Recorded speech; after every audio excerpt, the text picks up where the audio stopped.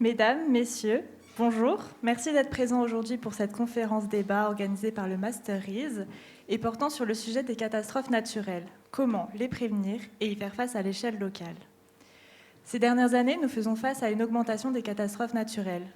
Ces événements, auparavant qualifiés d'exceptionnels, deviennent de plus en plus fréquents et de plus en plus intenses. Lorsque nous parlons de catastrophes naturelles, nous pouvons penser à la crue torrentielle qui a touché le hameau de la Bérarde en juin 2024, aux inondations qui ont affecté la métropole de Lyon, ainsi que plusieurs communes situées au sud de Lyon il y a 1 an et demi. Nous pouvons penser également aux sécheresses et aux feux de forêt qui frappent nos territoires chaque été, ou encore au phénomène de retrait-gonflement des argiles, moins connu, mais aux conséquences pourtant majeures pour de nombreuses communes. Et pas plus tard que la semaine dernière, la France a été touchée par la tempête Nils, avec des vents violents et de fortes précipitations, provoquant ainsi d'importantes inondations.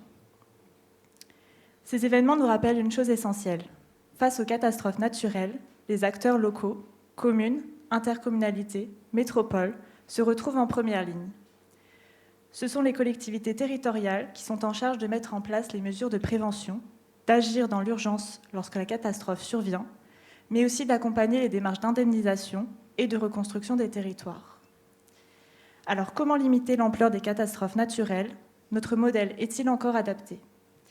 Pour échanger sur ce sujet, nous avons le plaisir d'accueillir Guillaume Oliva, chargé de prévention climatique chez Groupama Rhône-Alpes Auvergne, Mathias Lavolée, ingénieur en prévention des risques à l'Institut des risques majeurs de Grenoble et adjoint au maire à Saint-Laurent-du-Pont, Brigitte Barbier, première adjointe à la mairie de Chavannes, et Pierre Athanase, 11e vice-président de la métropole de Lyon.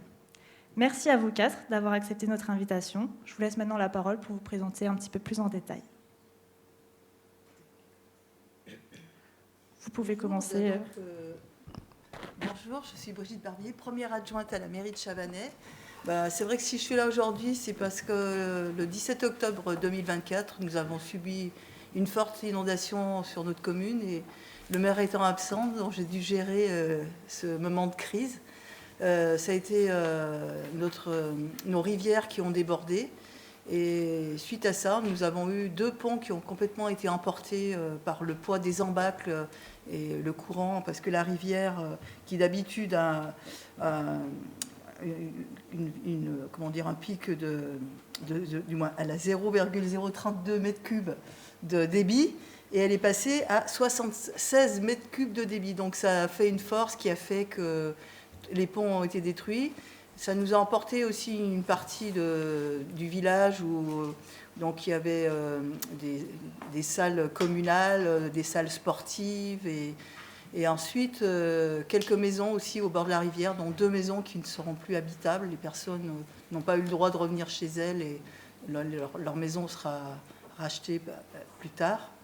Voilà, donc moi je suis là pour partager ce que j'ai vécu et j'espère que je pourrai vous apporter des réponses à vos questions. Allez, j'y vais. Monsieur. Oui, Pierre Athanase, donc moi je suis vice-président environnement à la métropole de Lyon et j'ai également en charge la prévention des risques, que ce soit les risques technologiques, que ce soit les risques naturels. Donc ça peut être des glissements de terrain sur la métropole ou évidemment les inondations. Alors, contrairement aux communes, nous, on n'a pas la compétence en période de crise. Nous, vraiment, notre compétence, c'est prévenir des inondations. Et après, évidemment, une fois que la crue descend, là, par contre, je vous expliquerai un petit peu ce qu'il en a été sur le Gier, où le même jour, le Gier a débordé avec une crue centenale, avec des problèmes d'urbanisme qui sont assez énormes à cet endroit-là. Il faut corriger les erreurs qui ont été faites il y a 40 ans. Et il a fallu surtout débarrasser des milliers de mètres cubes de déchets. Voilà, on ne va pas spoiler la présentation. Bonjour à toutes et tous, moi je suis Mathias Lavolée. Je suis ingénieur en prévention des risques à l'IRMA, donc c'est principalement pour ça que j'interviens aujourd'hui. Je pourrais présenter l'association juste après. Alors moi, j'ai plusieurs casquettes aujourd'hui pour intervenir. Donc la première, c'est celle de l'ingénieur en prévention des risques à l'IRMA, donc qui intervient aux côtés des communes comme Chavannes ou des métropoles comme le Grand Lyon, pour les aider à prévenir les risques et à se préparer, donc sur le volet plutôt gestion d'événements exceptionnels ou gestion de crise. La deuxième casquette que j'ai, comme ça a été indiqué, c'est que je suis aussi adjoint au maire sur une commune, alors pas dans le Rhône, mais en Isère, donc la commune de Saint-Laurent-du-Pont. Alors, je vois des têtes visiblement que j'ai déjà vues, si je ne me trompe pas. Voilà, donc le discours, c'est tout le temps le même. Donc, il a aussi à l'occasion géré quelques petites problématiques. Et la dernière casquette que j'ai, pour bien être dans le côté schizophrène de la prévention des risques, c'est que je suis aussi sapeur-pompier volontaire. Donc, en charge d'intervenir le cas échéant quand il y a des problématiques qui se passent. Donc voilà, en capacité d'intervenir avant, pendant, après les événements. Donc en fonction des questions que vous pourriez avoir et de la présentation et des échanges qu'on va avoir collectivement, peut-être que je switcherai d'une casquette à l'autre. Voilà. Bienvenue. Alors je me présente, Guillaume Oliva, je suis en charge de la prévention des risques à Groupama Rhône-Alpes, Auvergne. Certains me connaissent parce que je suis un ancien étudiant de la promo dernière. Donc voilà, ça fait plaisir de vous voir. Je vais expliquer un peu ce que c'est Groupama. Donc Groupama, c'est un assureur. Vous connaissez un petit peu ce que c'est l'assurance. Donc on va dire qu'il a le rôle d'assurer des biens et ensuite, en cas de sinistre, d'indemniser. Mais l'assureur aussi a une autre responsabilité qui est peu connue, mais c'est aussi de prévenir des risques, de partager de l'information. Et justement, je représente un petit peu du coup cette casquette-là, de prévenir donc les risques climatiques qui sont de plus en plus, on va dire, importants. On en parle de plus en plus. On voit qu'avec le changement climatique, ça se développe. Pour détailler un petit peu Groupama, Groupama Rhône-Alpes Auvergne, c'est une caisse régionale issue de Groupama. Et donc, on a 12 départements de la région Auvergne-Rhône-Alpes. On va dire que c'est une région assez spéciale parce qu'on retire 3 départements de la région Auvergne-Rhône-Alpes, donc tout ce qui est la Drôme, le Cantal et l'Ardèche. Et on rajoute le Cher, la Nièvre et la Saône-et-Loire. Donc voilà, on assure un petit peu tout ce qui est assurable, donc que ce soit du dommage aux biens, de l'assurance de personnes, des flottes automobiles, ou même de la responsabilité générale. On assure toutes ces catégories, ainsi que sur tous les marchés. Donc voilà, j'espère que je vais pouvoir répondre sur les risques climatiques du côté de l'assureur. Et vous ne gérez pas les stades de foot? Eh bien, écoutez, on a récupéré le naming de Groupama Stadium, mais on va dire que les risques climatiques, c'est pas ce qui est le plus important là-bas. Merci du coup pour ces présentations. On va passer du coup à la première grande partie qui va nous intéresser, c'est à quoi ça ressemble une catastrophe naturelle à l'échelle locale, donc en vous basant sur vos expériences personnelles. Et pour peut-être nous donner une vue un peu plus d'ensemble, Monsieur Oliva, est-ce que vous pouvez nous parler nous faire un petit panorama des risques qu'on peut rencontrer dans notre région, donc Rhône, Isère et Drôme? Du coup, comme je l'ai dit un petit peu, on assure tout ce qui est assurable.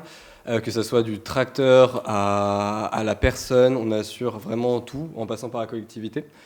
Là, on se focalise vraiment sur les risques climatiques. Donc, si je dois faire un petit bilan des principales sources de risques qu'on a à GR2A, donc sur notre région, c'est la grêle avec la tempête en première source d'émissions, enfin source de coûts de sinistre.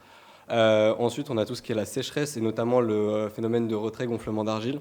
Donc, c'est les fissures qui surviennent sur les maisons lors d'épisodes de sécheresse, car ce sont des maisons qui sont individuelles, qui sont posées avec de faibles fondations sur un argile qui est, on va dire, comme une éponge. Lorsqu'il pleut, il va se gonfler. Lorsqu'il va faire des périodes de sécheresse, il va se rétracter. Et donc, c'est ces changements différentiels qui vont créer des déformations structurelles de la maison et donc engendrer des fissures. Là, on est plutôt sur du dommage aux biens que sur de la sécurité des personnes. Et en troisième coup de sinistre, c'est tout ce qui est les inondations, qui représentent aussi quelque chose, enfin un sinistre quand même très important.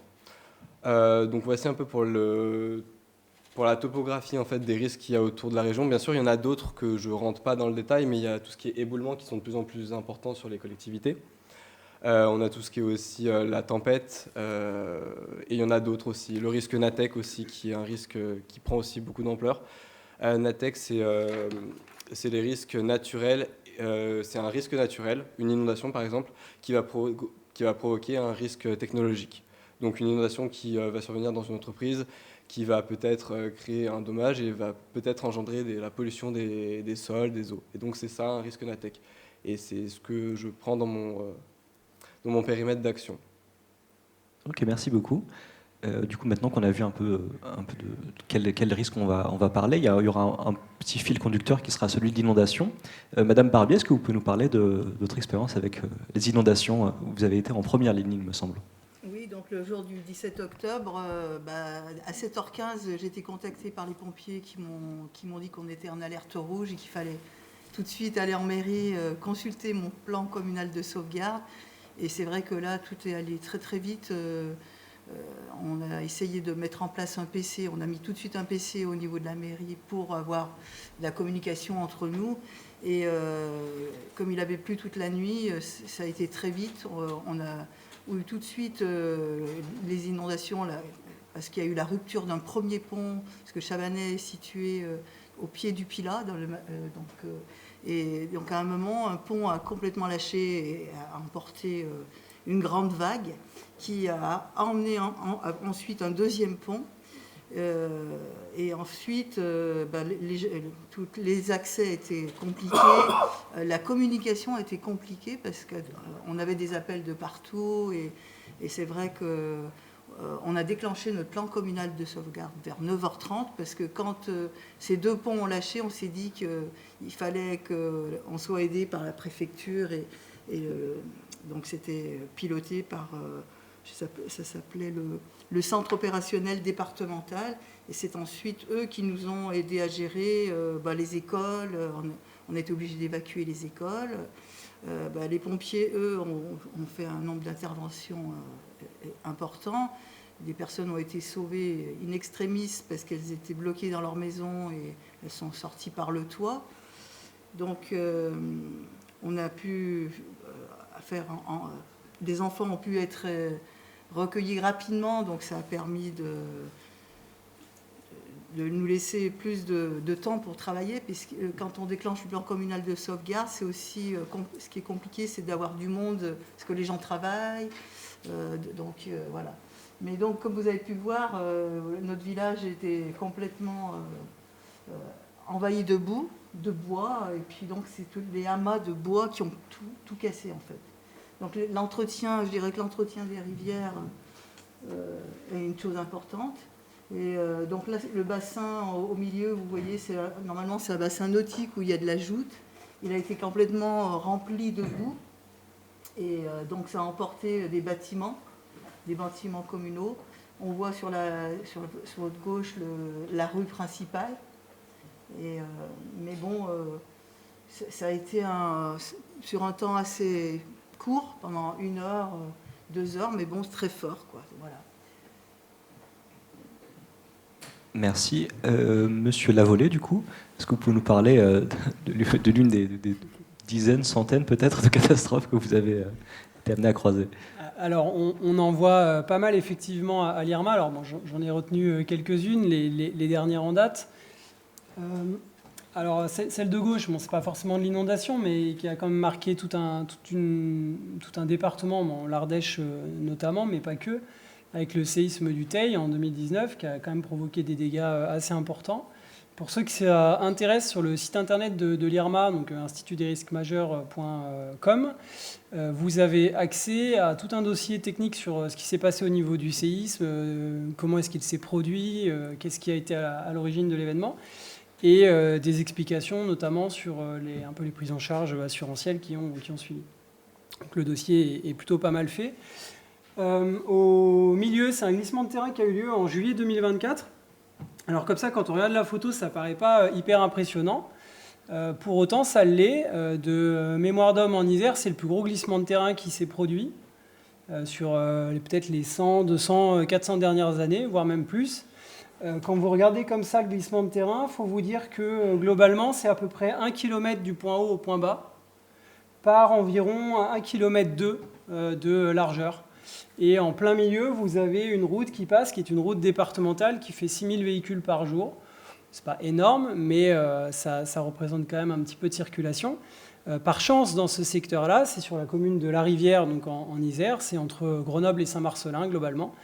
Il n'y a pas d'habitation à proximité. Le seul enjeu à proximité, qu'on ne voit pas parce que sous le glissement de terrain, c'est une carrière. Donc là, en ce moment, il y a une enquête qui est en cours et les 2 patrons de la carrière qui sont mis en examen par rapport à ce qui s'est passé. Vraisemblablement, le glissement de terrain il serait d'origine liée à la carrière et à des explosions qui se sont produites. Par chance, dans cet événement-là qui est dramatique, aujourd'hui, le bilan il est encore à 0 mort. Moi, je suis intervenu dessus en sapeur-pompier. Alors, quand vous arrivez au pied du glissement de terrain, c'est pas compliqué. Vous avez 20 mètres de gravat devant vous et la route qui s'arrête comme ça. Donc, par chance, le bilan il est à 0 mort. Pourquoi ? Parce que les 2 exploitants de la carrière étaient partis acheter des clopes au moment. Donc vraiment, le bol, pas possible. Donc fumer est bon pour la santé de Donc temps en fumer temps. peut parfois être bon pour la santé, ne retenez pas que ça. Et les usagers de la route au moment, il n'y a pas eu d'appel à disparition. Donc pour le moment, le bilan il est toujours à 0 mort. On verra peut-être à terme ce qu'il en sera quand la route sera déviée. L'aléa à droite, donc c'est le glissement de terrain qu'on traite aussi pas mal côté Irma. Alors, pas forcément, moi je ne veux pas forcément le mettre dans les risques majeurs parce que je le mets un petit peu à la marge, juste par rapport à la définition des risques majeurs, phénomène qui est en capacité de provoquer des dégâts importants sur un laps de temps qui est plutôt court, donc avec une fréquence d'exposition qui est relativement faible. La problématique avec le retrait-gonflement des argiles, c'est que c'est un phénomène qui est plutôt sur du long cours, c'est-à-dire plusieurs années ou plusieurs mois le plus souvent. Donc globalement, si votre maison elle a du risque de retrait-gonflement des argiles et qu'elle subit du retrait-gonflement des argiles, dans la majorité des cas, sur du très court terme, vous ne risquez pas grand-chose. Par contre, sur du long terme, ça peut aggraver la structure du bâtiment et entraîner effectivement des nécessités de travaux, voire de délocalisation. Mais c'est autre chose. Si on peut passer au suivant. À gauche, c'est un petit retour d'expérience des inondations de l'Aude en 2018. Alors peut-être que pour certains, vous étiez encore un petit peu jeunes, mais les inondations de l'Aude en 2018, elles ont quand même fait pas mal de dégâts. Et un peu comme pour Madame Barbier sur Chavanay, on se rend compte que quand il y a des phénomènes climatiques qui se produisent, notamment l'eau, la force de l'eau entraîne des dégâts qui sont tout de suite très importants. Alors là, vous voyez que sur la partie de gauche, il a l'air on dirait qu'il manque quand même quelque chose. Il manque un pont qui a été emmené par l'inondation. Et sur la photo du milieu, c'est globalement une atteinte à la structure de la route avec les réseaux qui sont portés à nu. Donc clairement, la nature, quand elle a envie de reprendre ses droits, elle est plus forte. Et donc la question qu'on peut se poser collectivement, c'est plutôt de se dire, demain, qu'est-ce qu'on peut faire à notre niveau, l'habitant, qu'est-ce qu'on peut faire à notre niveau collectivité territoriale, qu'est-ce qu'on peut faire à notre niveau entreprise, qu'est-ce que les assureurs peuvent faire. Alors ça, ce sera plutôt la partie de Guillaume, mais on a peut-être tous un rôle à jouer. Et peut-être que le simple fait de dire c'est exceptionnel, c'est cas de force majeure et tout ce que vous voulez, peut-être qu'à un moment, ça ne suffira pas. Parce que le cas de force majeure, il a bon dos, mais quand le cas de force majeure, il se produit de plus en plus souvent, de plus en plus partout, globalement, et que les conséquences, elles évoluent, c'est peut-être, un peu comme le disait M. Athanase au tout début, plutôt un questionnement sur les choix qu'on fait. Les choix qu'on fait. Alors, je n'incrimine personne, bien évidemment, dans l'histoire, c'est aussi l'état de la connaissance qui fait qu'on prend des décisions à un moment, mais peut-être qu'on peut collectivement questionner les choix qui ont été faits en matière d'urbanisme sur les 20, 30, 40 dernières années. Le changement climatique, il a une incidence, mais ce n'est peut-être pas le seul facteur qui fait qu'on se retrouve aujourd'hui avec des phénomènes comme cela. Donc voilà, il y a des choses qui se passent. Et le dernier exemple à droite, c'est un feu de forêt à Choranche, 6 hectares, rien de transcendant. Mais il y a encore 2-3 ans, on avait l'impression que, mis à part dans le sud de la France, le feu de forêt, ça n'existait pas. Alors, je ne sais pas si parmi vous, il y en a qui viennent de Bretagne. Pas de bol, 2024, un incendie en Bretagne, 3 hectares, on avait l'impression que c'était la fin du monde. 3 hectares, vous allez dans le sud de la France, ils vous rigolent au nez. 3 hectares dans le sud de la France, c'est un petit samedi matin, quoi. Donc, globalement, la question aussi des risques majeurs, elle questionne par rapport à où les phénomènes se produisent. Peut-être que derrière, ça appelle aussi des notions de culture du risque.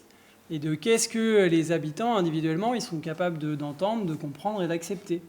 Donc on a tous encore une fois un petit rôle à jouer parce que derrière c'est vous aussi qui allez vivre dans ces territoires-là.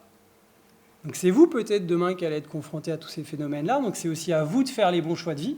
Je ne vais pas vous dire de ne pas aller vivre dans le sud de la France ou à Chavanay par exemple, mais choisissez. Choisissez parce que ça peut avoir une incidence sur vos choix de vie. On peut passer à la suivante. Et non, c'était plus à moi après. Voilà. C'était juste pour illustrer avec ce premier petit cas. Merci. Ce sera du coup au tour de M. Athanas de nous parler de l'inondation du Gier.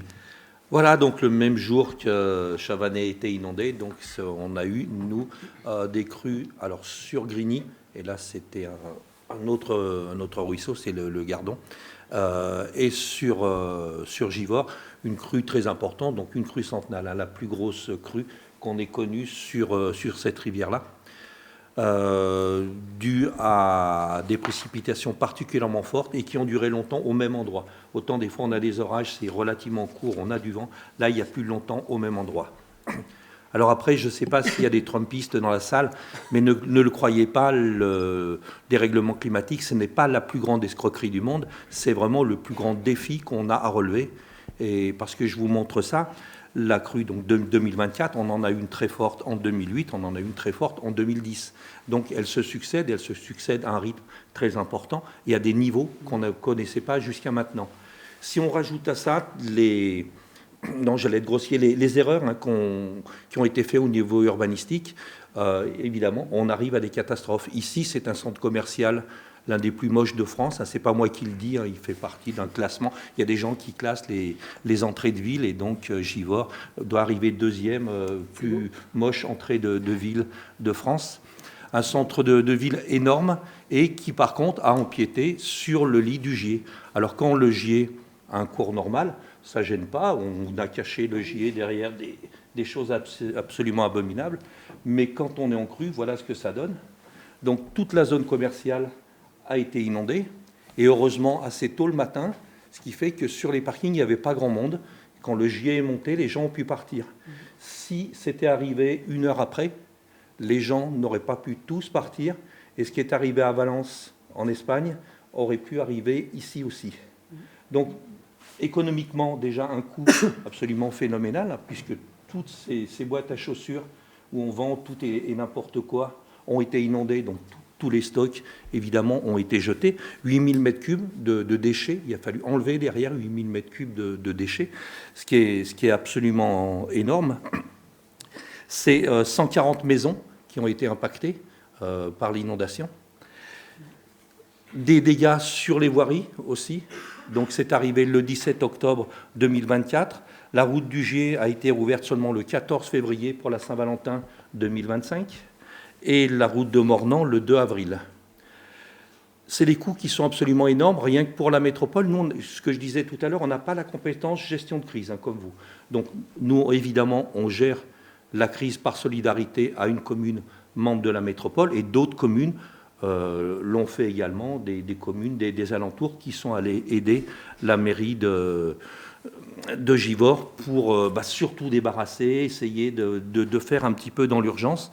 Et dans l'urgence, on fait des choses, voilà, on mélange un petit peu tout, parce qu'il faut être efficace sur le coup, parce que 8000 m3 de déchets, quand on pousse tout au tractopelle, on mélange des matières qui sont recyclables avec celles qui ne le sont pas. Et derrière, ça a été un travail très très long de gestion. Il a fallu trouver déjà des endroits pour stocker, que l'eau, parce que imaginez les marchands de chaussures, donc c'est les boîtes de chaussures, c'est voilà, tout ce qu'il peut y avoir, Carrefour, avec voilà, tout ce que Carrefour est capable de nous vendre. Voilà, donc on est sur des volumes qui sont énormes. Donc on a trouvé 2 sites pour pouvoir stocker un petit peu tout ça. Après, il a fallu évacuer la boue. On avait en moyenne 40 cm de boue sur ces zones-là. Le Gier a laissé de la boue, comme chez vous. Donc on est sur des choses qui sont absolument énormes. Donc le plan communal de sauvegarde avait été déclenché à 10h15, donc un quart d'heure après l'alerte météo. Donc le maire de Givors a vraiment été réactif.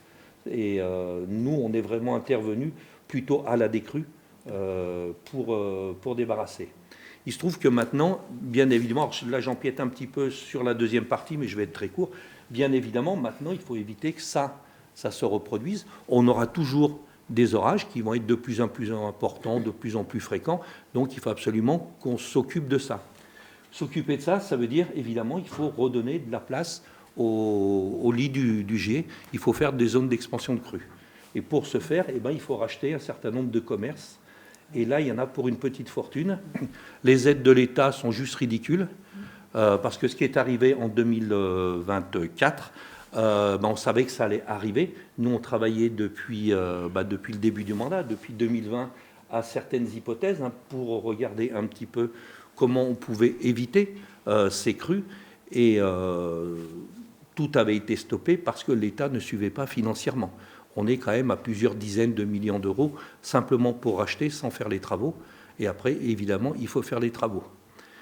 Ce qu'on n'a pas dit, c'est que les collectivités, finalement, sur tout ce qui est domaine public, ont très peu d'aide. Quand on s'est retourné vers le préfet, évidemment, pour couvrir les dépenses, on nous a dit il y a le fonds Barnier. Donc c'est super, ça vous nous en parlerez. Le fonds Barnier est alimenté par les assureurs, mais le fonds Barnier ne dédommage pas, par exemple, cette route qu'il a fallu complètement refaire. Donc là, on est sur une route et le Gier est juste à droite là. Ça s'est éboulé.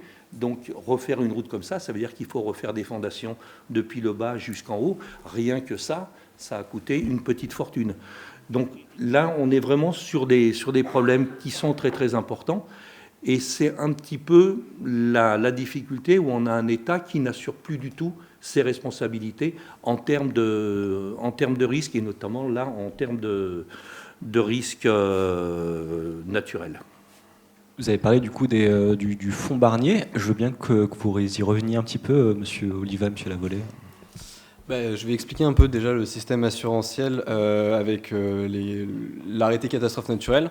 En fait, il faut comprendre que le système catastrophe naturelle est un système qui se veut solidaire. On va dire que c'est une question de solidarité nationale parce que c'est un mélange entre les acteurs publics, donc l'État, et les acteurs privés, donc les assureurs.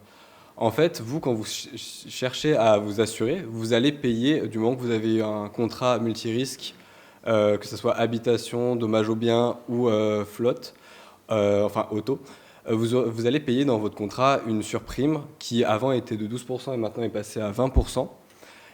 Cette surprime, ce montant, va être récolté auprès des assureurs et va être redistribué à la Caisse centrale de réassurance, donc la CCR, un acteur public, qui va pouvoir, en fait, lors d'événements catastrophiques, comme des inondations, des éboulements, des feux de forêt, des choses comme ça, va pouvoir, quand il y aura un arrêté justement catastrophe qui va être déclaré, va pouvoir indemniser, on va dire, va prendre la moitié des dépenses des assureurs. Et donc, ça permet en fait d'éviter que les assureurs fassent faillite. Parce que, imaginons que des assureurs assurent une grosse partie des biens en France et qu'une inondation majeure se produit, il est possible que les assureurs ne puissent pas rembourser, indemniser tous les sinistres. Et donc, à ce moment-là, une question va se poser, c'est donc comment on va indemniser les victimes. Et à ce moment-là, en fait, c'est justement pour ça qu'il y a l'aide de l'État qui est là pour combler justement ce manque, on va dire. Et justement, c'est un système qui fonctionne assez bien depuis qu'on a augmenté la surprime.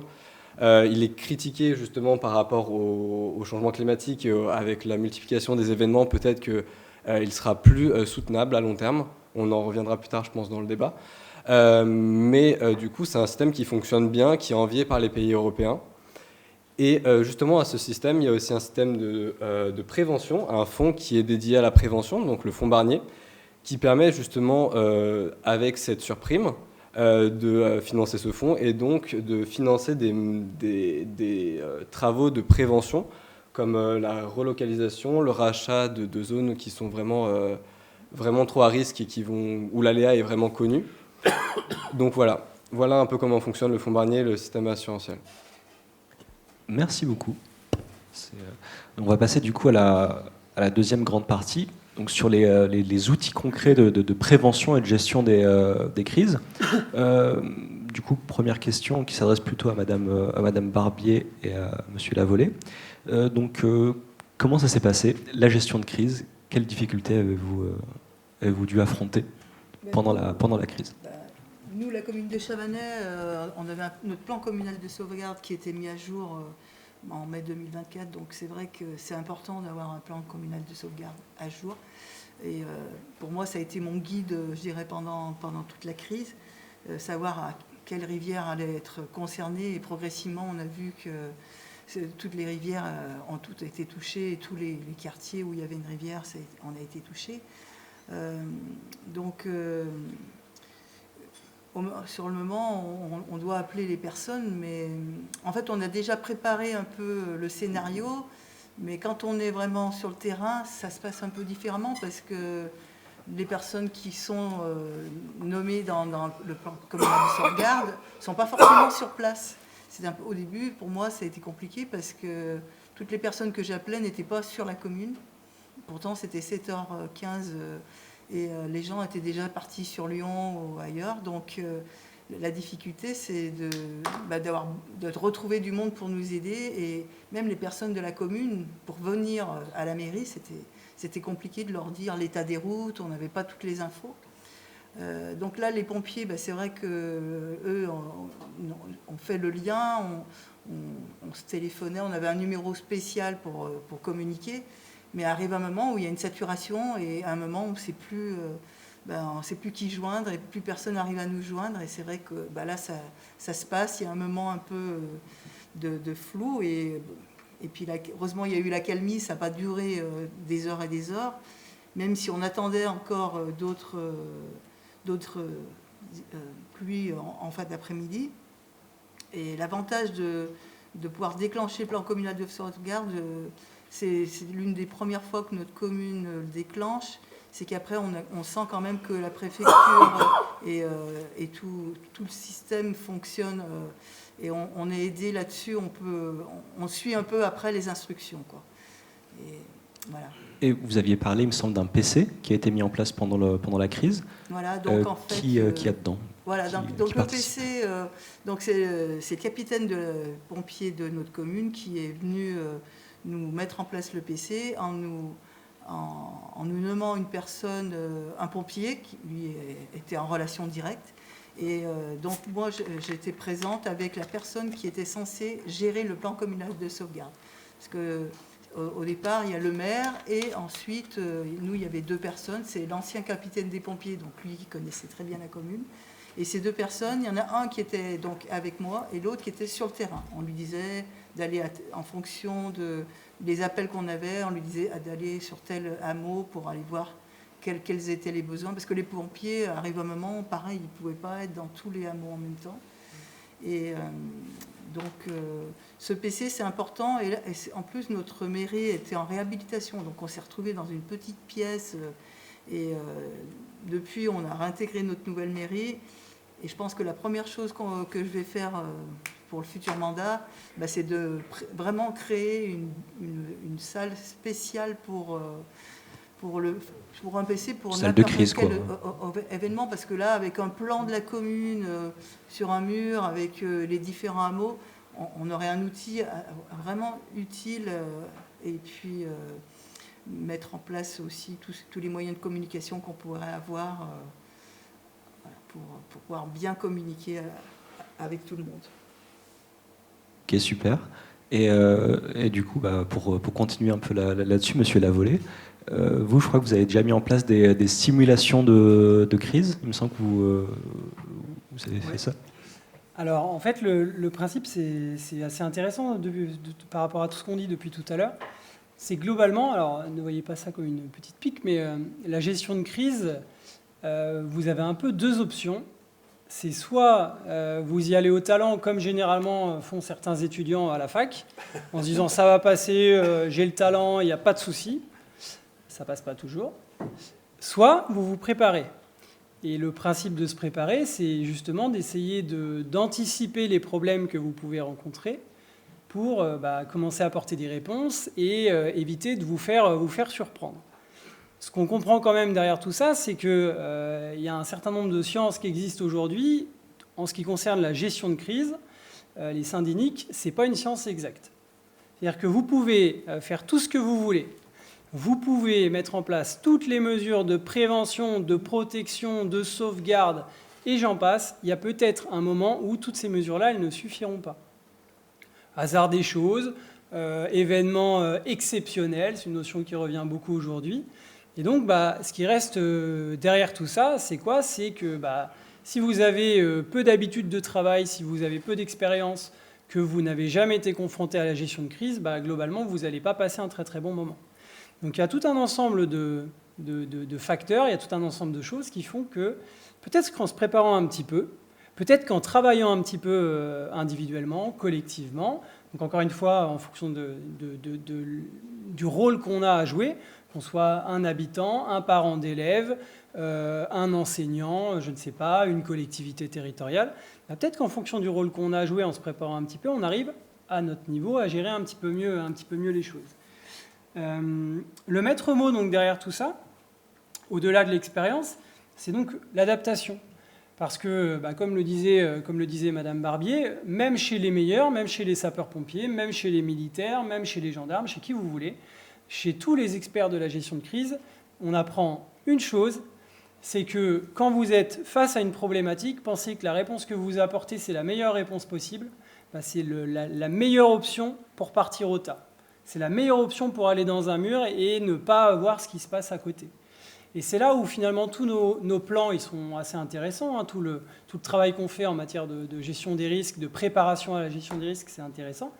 C'est qu'on essaye d'identifier les problèmes, on essaye d'apporter des solutions, on essaye de réfléchir à comment on va faire. Mais ça ne marche pas toujours parce qu'on n'est pas toujours confronté à des problématiques qu'on a ciblées, qu'on a vécues.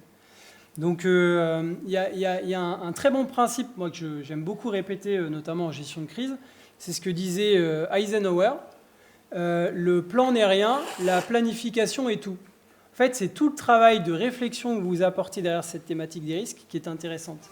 Ce n'est pas le fait d'avoir un plan, parce que le plan en lui-même, il peut très bien être erroné à un moment par rapport aux informations ou à l'événement réel que vous vivez. Donc il ne faut pas hésiter à ouvrir un petit peu les chakras et puis à voir ce qui se passe à côté. Et donc, ce qui ressort par rapport à ça, c'est l'exemple de Saint-Laurent-du-Pont. Donc là, je reprends ma casquette d'adjoint au maire. En 2025, on a vécu une petite crise. Alors, je dis petite crise parce qu'au final, ça a été bien géré. Il n'y a pas eu d'impact pour la population, donc il n'y a pas eu d'habitation sinistrée. Mais on aurait pu passer pas très loin. Globalement, on est un peu dans le même contexte que ce qu'on vit actuellement. Beaucoup d'eau, beaucoup de pluie un peu partout en France. Des phénomènes de précipitation assez localisés sur la Chartreuse. Et la Chartreuse, pour expliquer un petit peu la situation, donc c'est un massif préalpin. Massif préalpin qui, sur Saint-Laurent-du-Pont, passe du point haut qui doit être vers les 2000 mètres d'altitude à un point bas à 400 mètres. Le tout en un petit peu moins de 10 km, je crois que c'est 8 km. Donc ça veut dire que globalement, vous êtes sur de la pente hyper abrupte. Et tout ce secteur-là, il est drainé par un certain nombre de petits cours d'eau, dont un cours d'eau principal qui s'appelle le Guiers-Mort. Ce cours d'eau, un peu comme le disait Madame Barbier tout à l'heure, c'est un cours d'eau qui, généralement, quand vous êtes sur cette saison-là ou en été, oscille entre une petite poignée de mètres cubes, 2-3 mètres cubes par seconde, donc 2-3 000 litres par seconde, à parfois une vingtaine de mètres cubes. Sauf que, on sait que dans certains cas, notamment quand il pleut très fort, quand les sols sont saturés, quand il y a des pluies qui sont sur des périodes assez longues, quand on est peut-être dans un contexte de fonte des neiges aussi, ce qui peut arriver en ce moment avec un manteau neigeux bien présent, on sait que parfois nos cours d'eau ils peuvent réagir et réagir assez violemment. Et c'est ce qui s'est passé notamment à Saint-Laurent-du-Pont en 2025, avec un cours d'eau qui a commencé à réagir. Et pour le coup, ce qui nous a un petit peu, je ne vais pas dire sauvé, parce qu'au final, la nature est restée à sa place, c'est qu'on a eu l'opportunité de voir le coup arriver, ce qui n'est pas forcément le cas partout. Ceux qui ont vécu la tempête Nils la semaine dernière, ils n'ont pas forcément eu le temps de voir l'arbre tomber sur la maison. Ceux qui ont vécu à l'occasion des problèmes, alors plutôt risques industriels, qui sont des phénomènes subis instantanément, vous avez très peu de capacité de réaction. Par contre, peut-être que pour certains phénomènes, notamment tous ceux qui sont liés aux phénomènes, on va dire, d'origine naturelle, donc à la météo, on a parfois la possibilité de voir venir le coup. Donc c'est là où c'est intéressant de se préparer pour essayer d'avoir un tout petit coup d'avance. Nous, en l'occurrence, sur Saint-Laurent-du-Pont, le coup d'avance, c'est maximum 4 heures. C'est-à-dire que maximum en 4 heures, entre le moment où on se dit « attention, là, ça craint vraiment fort » et le moment où on commence à avoir de l'eau dans le centre-ville, c'est 4 heures maximum. Donc si vous attendez 2 heures du matin pour commencer à vous dire « qu'est-ce que je fais ?», c'est peut-être un petit peu trop tard. Donc l'intérêt derrière tout ça, c'est justement dans sa préparation à la gestion de crise, d'avoir des outils, d'avoir des curseurs. Un curseur, ça peut être tout simplement vous dire, je vais me mettre, comme le disait Madame Barbier, au niveau d'un pont pour regarder quel est le niveau d'eau. Me dire, mon niveau d'eau, il augmente de combien en moyenne par heure? Est-ce que le niveau d'eau, quand il est à peu près à ce niveau-là, c'est gênant ou c'est pas gênant? Et tout ça, ça implique quoi? Ça implique de connaître sa commune. Et aujourd'hui, qui est-ce qui connaît très bien sa commune? C'est pas le préfet de département. Le préfet de département, il est à Lyon, il est à Grenoble, il est où vous voulez. Lui, il s'en fout globalement de ce qui se passe chez vous. Il a des choses à faire, il a un pouvoir de police à assurer. Mais globalement, c'est pas lui qui sait ce qui se passe chez vous. Ceux qui sont au fait avec la problématique, c'est les élus sur le terrain, c'est les agents dans les collectivités. C'est eux qui connaissent le territoire. Et donc c'est aussi à eux de mettre sur le papier toute cette connaissance qu'ils ont et de la réfléchir pour qu'on puisse l'exploiter au mieux. Et notamment là sur Saint-Laurent-du-Pont, on savait combien de temps on avait pour réagir. On avait des curseurs par rapport aux précipitations pour se dire est-ce que ça va déborder ou pas. Et on avait la chance d'avoir notamment, donc c'est pas Vigicru parce qu'on n'est pas instrumenté par les grands cours d'eau comme ça peut être le cas sur le Rhône. On a quand même la chance d'avoir une petite station de mesure du niveau d'eau qui est à l'entrée de la ville. Et on savait historiquement que vers les 80 mètres cubes par seconde, nous, au niveau de la commune, ça commençait à déborder. On a vu à la station que le niveau d'eau y montait progressivement. On a vu qu'on a atteint les 80 mètres cubes par seconde vers 17 ou 18 heures en début de soirée. Sauf que, manque de bol, la station, elle est tombée en panne juste après. Donc, qu'est-ce qui nous restait pour anticiper un peu les choses? Le fait d'aller sur le terrain et de voir ce qui se passe. On a la vidéo, je crois. Et donc, globalement, quand vous alliez sur le terrain, vous aviez ça. Donc, un super cours d'eau. L'été, c'est super agréable. N'hésitez pas à venir à Saint-Laurent-du-Pont. Mais là, pour le coup, ça donne moins envie. Vous n'avez peut-être pas envie de venir vous baigner là, comme ça, dans le cours d'eau. Et comme vous voyez au niveau des berges, le niveau d'eau, il est quand même pas très très loin de déborder. Là, en l'occurrence, on n'est pas loin des 80 mètres cubes par seconde. Et problématique, c'est quand vous êtes ici, c'est l'entrée de ville Saint-Laurent-du-Pont. Là, vous partez vers Saint-Pierre-de-Chartreuse, donc les stations de ski. Quand vous êtes ici, vous êtes sur un point haut. 400 ou 600 mètres derrière, vous avez le camping, vous avez un certain nombre d'équipements publics qui, eux, vont être directement impactés. Bon, là, on a du bol. C'était 24 novembre 2025. Nous, le camping, il est fermé le 24 novembre 2025. Mais pour un peu, en plein été, le même phénomène, c'est des campeurs, 80-100 campeurs à gérer. Si ça continue encore à monter, ça peut être des habitations. Donc nous, sur Saint-Laurent-du-Pont, c'est jusqu'à 400 ou 600 habitations qui sont impactées, qui peuvent avoir les pieds dans l'eau. Là, tout de suite, c'est moins intéressant. Donc, par chance, on a pu suivre l'événement. Je ne vais pas dire par chance, mais parce qu'on avait la connaissance, on a pu communiquer aussi avec nos habitants. On a pu leur dire de se mettre en sécurité pour ceux qui étaient à proximité des cours d'eau. On a pu leur dire de ne pas aller se balader, de ne pas aller faire les badauds, prendre des photos et gêner éventuellement les services de secours qui pourraient intervenir. On a pu leur dire de commencer à mettre à l'abri certains biens qui étaient dans des zones où on savait qu'on allait avoir un petit peu d'eau, mais c'était globalement des terrains, un peu le principe de ce que disait M. Athanas, ou plutôt des champs d'expansion de crues. Et globalement, on a eu du bol. On a eu du bol. Donc ça n'a pas débordé, ça n'a pas été bien gênant. Pour vous montrer, la station de mesure, globalement, elle est juste au niveau du gros point bleu qu'on voit en bas de la carte. La station de mesure, elle est là. Vous avez toute la partie rive gauche, après, quand vous remontez, qui est impactée. Toute la partie vers le terrain de camping en plein milieu. Et sur tout le nord de la commune en haut, vous avez tout un quartier qui est aussi impacté. Alors, pas par le cours d'eau Le Gué-Mort, mais par remous. C'est-à-dire que l'eau qui arrive du canal qui passe là-haut ne peut plus s'évacuer. Donc comme elle ne peut plus s'évacuer, le niveau d'eau monte et on se retrouve avec des inondations. Et donc ça, c'est la connaissance qu'on a de la commune, c'est la connaissance qu'on a des phénomènes, et c'est notre organisation aussi de crise qu'on a, avec des élus jusqu'à 23h minuit qui étaient sur le terrain, à prendre des photos avec des lampes frontales et ainsi de suite, pour essayer de voir ce qui se passe. Et tout ça, ça s'improvise pas vraiment, parce que si dans ce cas-là, après vous avez le niveau d'eau qui monte, ainsi de suite, c'est compliqué, parce que c'est pas à 23h, 1h du matin, 2h du matin que vous allez rameuter tout le monde. C'est un peu comme vous, si on vous met un SMS à 2h du matin en disant « ça déborde, venez nous filer un coup de main », je pense qu'il y en a plus que la moitié qui sont en train de dormir. Donc ça se prévoit, ça se planifie, ça se travaille. Et toujours dans ce travail-là, on a aussi des passerelles qui passent sur le gué qu'on ne voit pas trop, mais qui ont été bloquées, qui ont été fermées pour l'événement, parce que les passerelles, elles commençaient tranquillement à être sous l'eau. Donc ça veut dire aussi, c'est ce qu'on ne voit pas forcément, mais que la commune, elle était coupée en deux à un moment.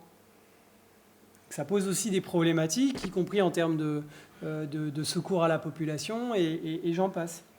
Et donc tout ça, globalement, ce n'est pas un travail qu'on a fait comme ça, qui est sorti de notre chapeau. C'est ni plus ni moins, comme le disait Madame Barbier, aussi de la préparation.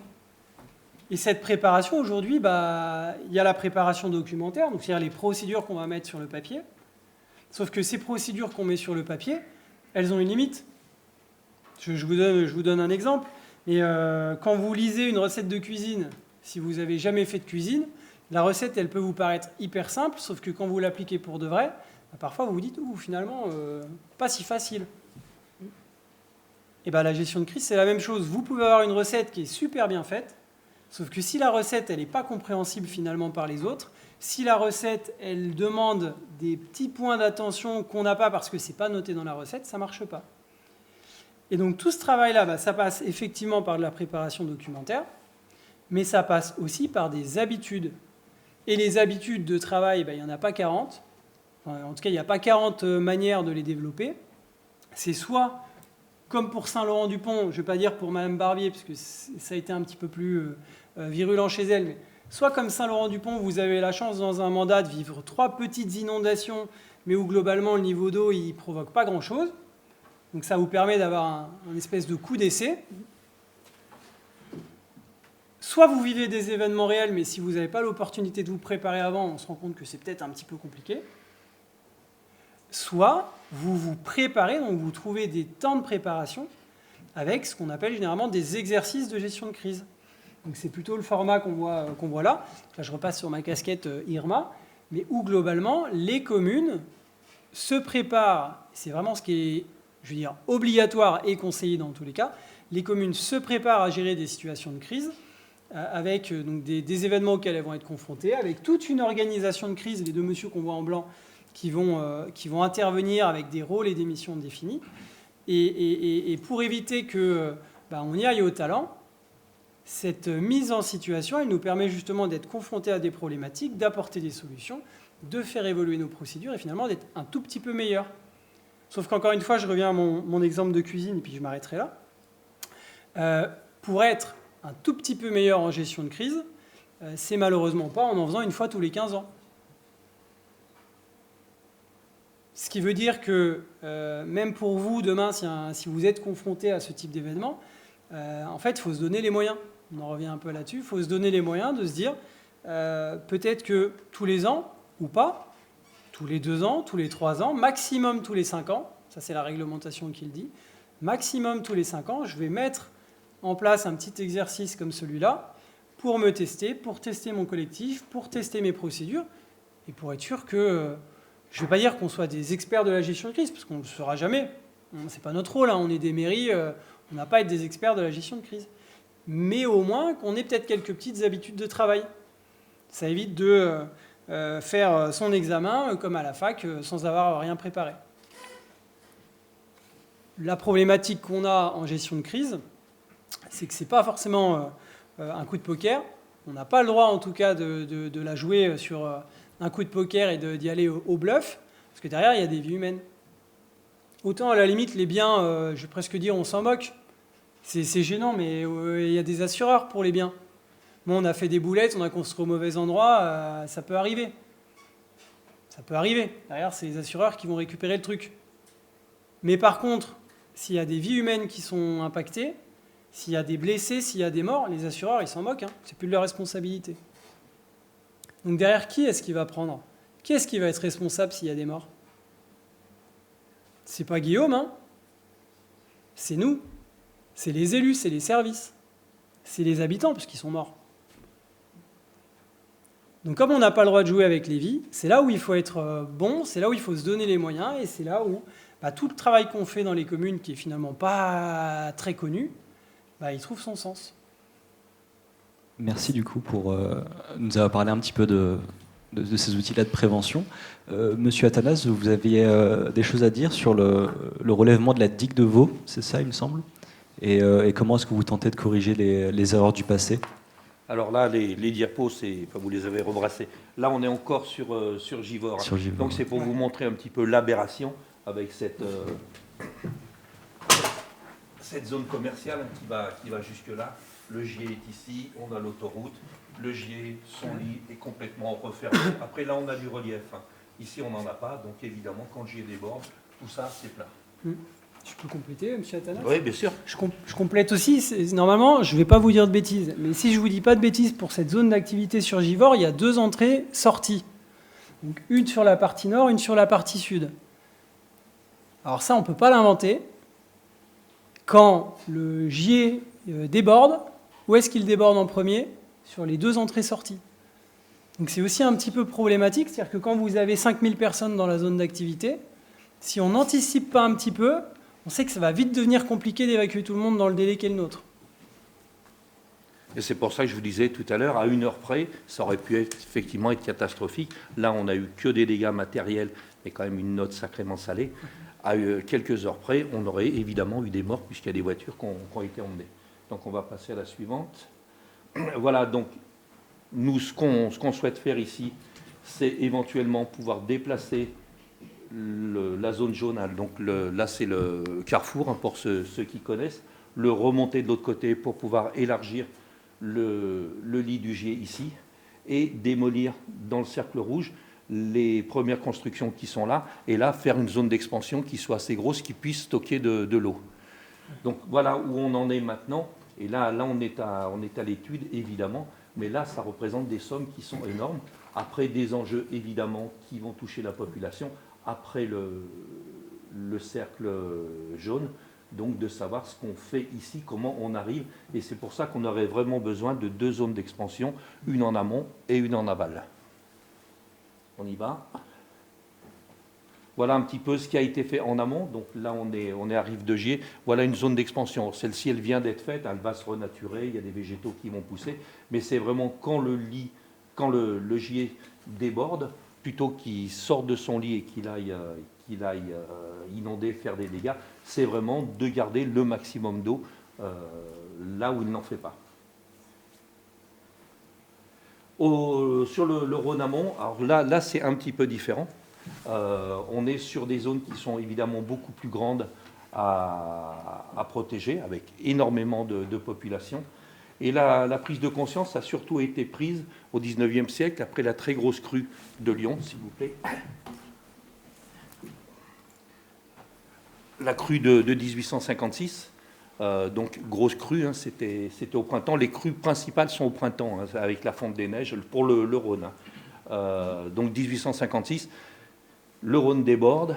Il y avait un système d'endiguement à l'entrée de Lyon, donc au niveau du parc de la Tête d'Or. Les digues ont rompu. Et là, ça a été absolument catastrophique. Et même la place Bellecour était inondée. Donc elle a été inondée en 1856 et puis en 1856 et 46, 66. Voilà, c'est ça, 46 et 56. Mais c'est vraiment 56 qui a fait des dégâts énormes. Allez-y. Ah, mais c'est moi qui passe maintenant. Voilà. Donc à ce moment-là, on prend conscience un petit peu de ce qu'il faut faire et de regarder un petit peu le Rhône sur son ensemble et pas uniquement sur le petit morceau que représente simplement Lyon.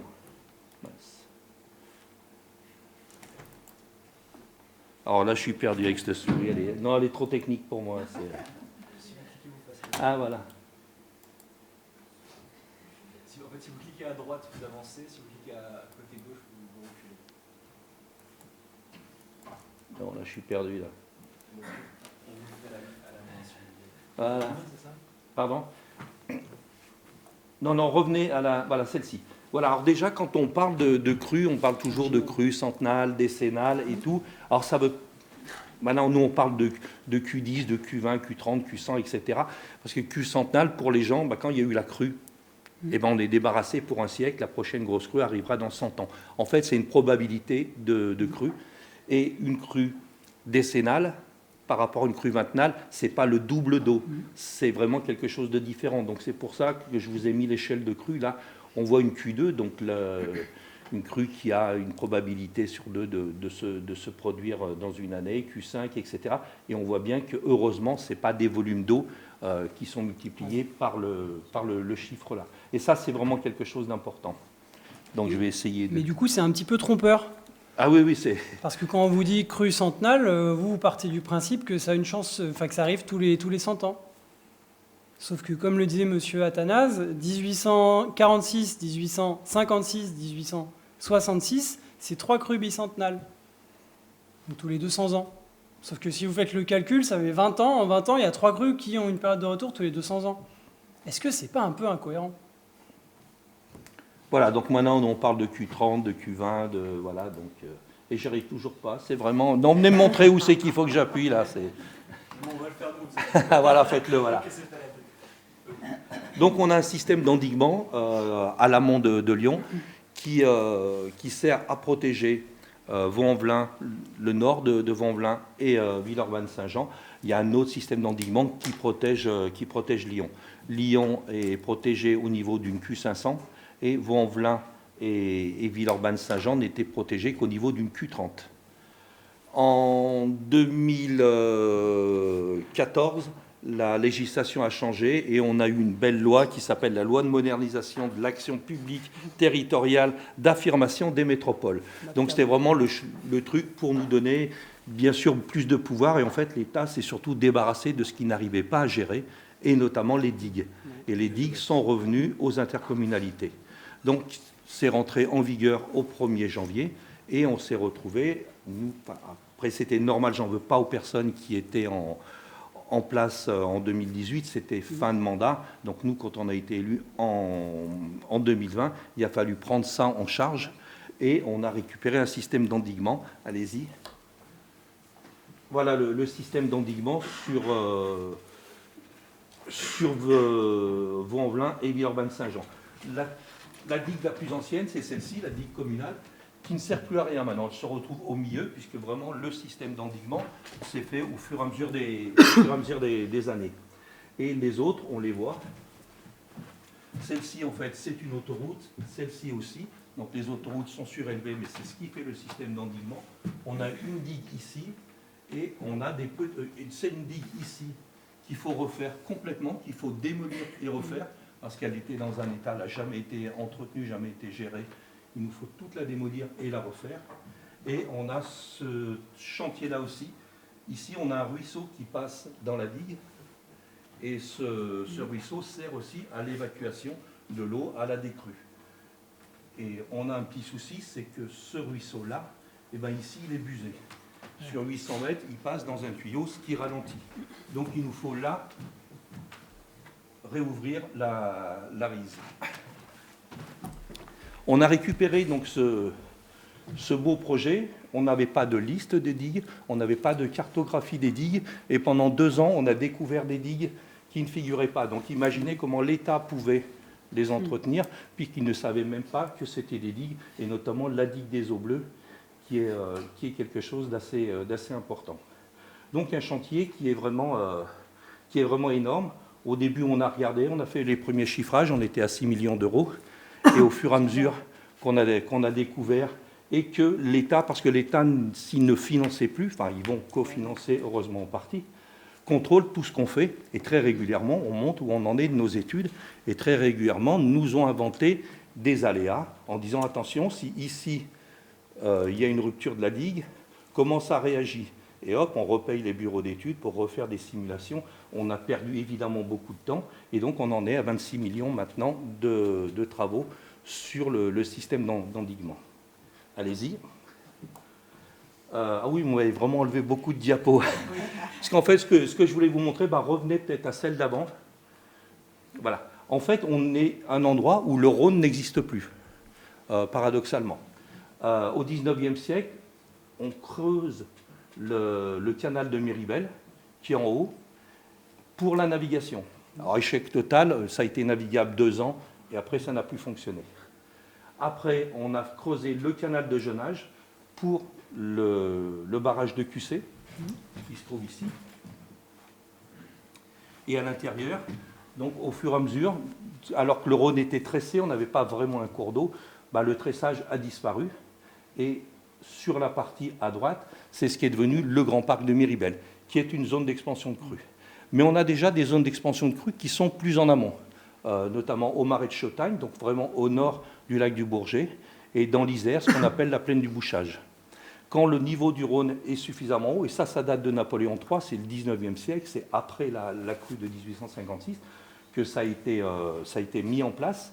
Donc volontairement, on inonde un certain nombre de territoires, et notamment au Bouchage assez régulièrement. Et la dernière fois qu'il a fallu effectivement inonder, donc ça fait un petit peu de remous dans la presse avec alors c'est surtout de la posture politique, hein, des gens qui nous disent mais c'est scandaleux, les Lyonnais ils n'ont qu'à payer puisque c'est pour les protéger eux, et à côté de ça des élus de communes d'à côté qui nous disent mais c'est fabuleux parce que grâce à ça au moins on a un environnement de qualité.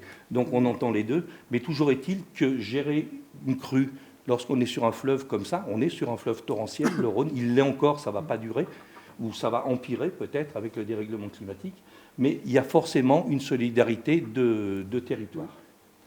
Allez-y. Donc voilà un petit peu à quoi ça ressemble si on avait une crue une crue de sang.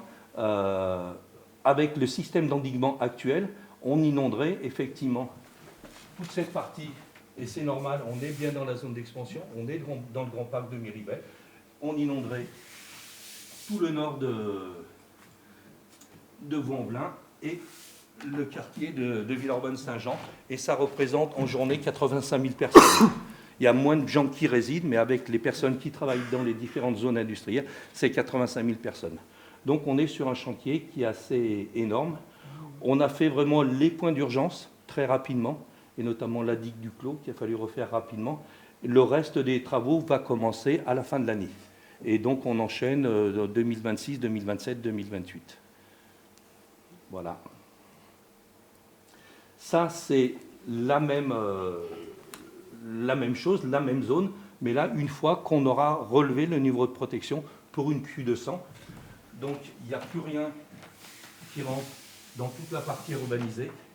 On a quand même cette petite partie qui est légèrement construite à Dessines. Et là, c'est une question qu'on s'était posée. Il a fallu faire un choix. Est-ce qu'on arrêtait la zone, la crue à ce niveau-là en prolongeant la digue des eaux bleues, et comme ça, cette partie-là n'était plus inondable? Est-ce qu'on gardait ce système-là, ou voir est-ce qu'on ne venait pas directement ici? Le choix qui a été fait, c'est un choix médian, parce que si on allait ici, effectivement, on protégeait ces maisons-là, dont la plupart sont des constructions illégales, mais bon, voilà, il y a quand même des constructions légales, et notamment une école qui n'est pas inondable, elle est ici. Mais voilà, le choix qui a été fait, c'est de garder la plus grande zone d'expansion de crues possible pour bien protéger le reste. Alors les questions souvent qui viennent, c'est mais à quoi ça sert, puisque tous les scientifiques nous disent de toute façon le débit du Rhône qui a déjà baissé de 20% va baisser encore de 30% dans les 30 années à venir, même pas, c'est pour 2050, donc dans les 25 prochaines années, à savoir on a maintenant un Rhône qui ne fonctionne plus du tout de la même façon, et ce sera encore pire.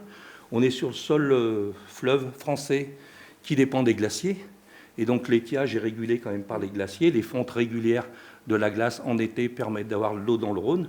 Quand il n'y aura plus de glaciers, on aura un Rhône avec un niveau très très bas. Par contre, dès qu'on aura des événements pluvieux, ça va monter très très rapidement.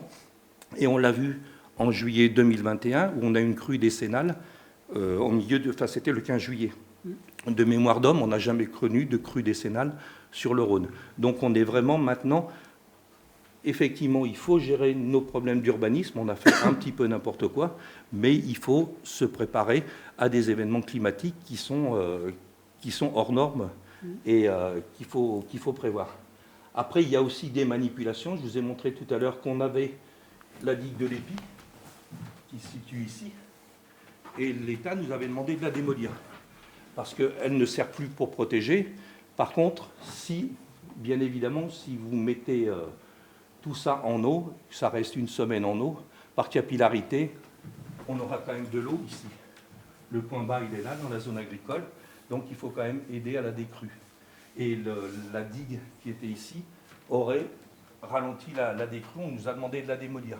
La crue, elle est un petit peu historique. Elle a été faite au milieu du XXe siècle.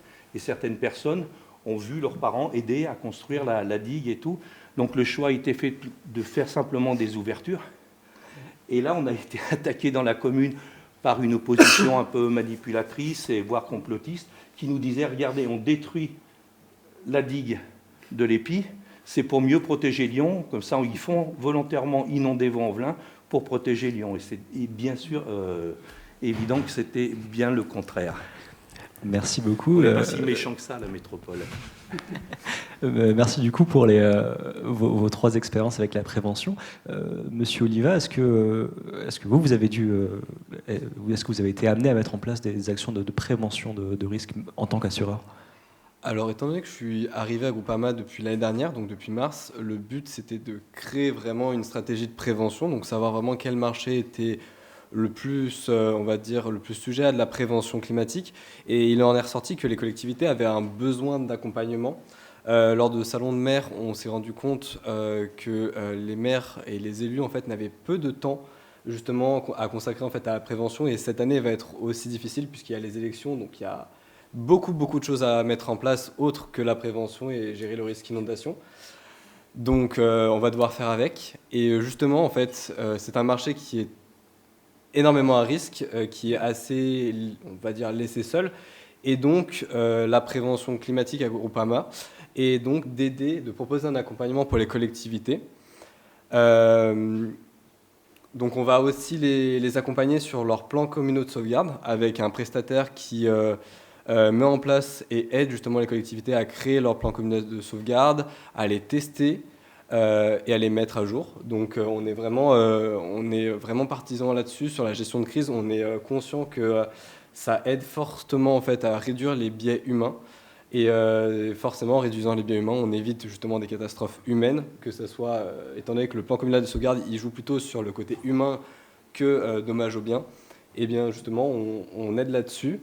On regarde aussi beaucoup l'urbanisation. Donc sur le côté dommage aux biens, cette fois-ci, on va cibler les bâtiments qui sont vraiment en zone à risque et on va à ce moment-là faire des visites de risque, donc aller sur le terrain, se rendre compte des vulnérabilités du bâtiment et préconiser justement des mesures de prévention pour réduire justement l'aléa. Donc on se focalise beaucoup sur les zonages qui ont été faits par l'État, tout ce qui est les TRI, les AZI ou même les plans de prévention des risques d'inondation. C'est des choses qu'on regarde et qui sont effectivement très intéressants pour justement connaître les aléas. Il y a quelque chose par contre qui est à réfléchir parce qu'en fait pour la gestion de crise, plutôt pour la perception des aléas en France, en fait on se base beaucoup sur des événements passés alors qu'on sait qu'avec le changement climatique, ces aléas sont sujets à soit évoluer en fréquence ou même en intensité, donc peut-être que ces plans sont à revoir ou non. C'est des choses à réfléchir et donc voilà, en fait la prévention à GR2A c'est donc d'accompagner les collectivités dans la mise en place de plans communaux de sauvegarde, dans la gestion de leur urbanisation et aussi dans des mesures de prévention qui sont comme l'installation de bâtards d'eau si les bâtiments effectivement ils sont à risque. Bâtards d'eau pour les personnes qui ne sont pas du risque du milieu de l'inondation, c'est des éléments qu'on va mettre au niveau des ouvertures qui vont permettre d'éviter que l'eau rentre dans le bâtiment. Donc voilà, c'est aussi conseiller les communes sur peut-être déplacer des bâtiments, enfin la fonction des bâtiments dans d'autres bâtiments moins à risque. C'est vraiment aider la collectivité là où elle n'a pas le temps, pas les moyens. Voilà. Merci beaucoup.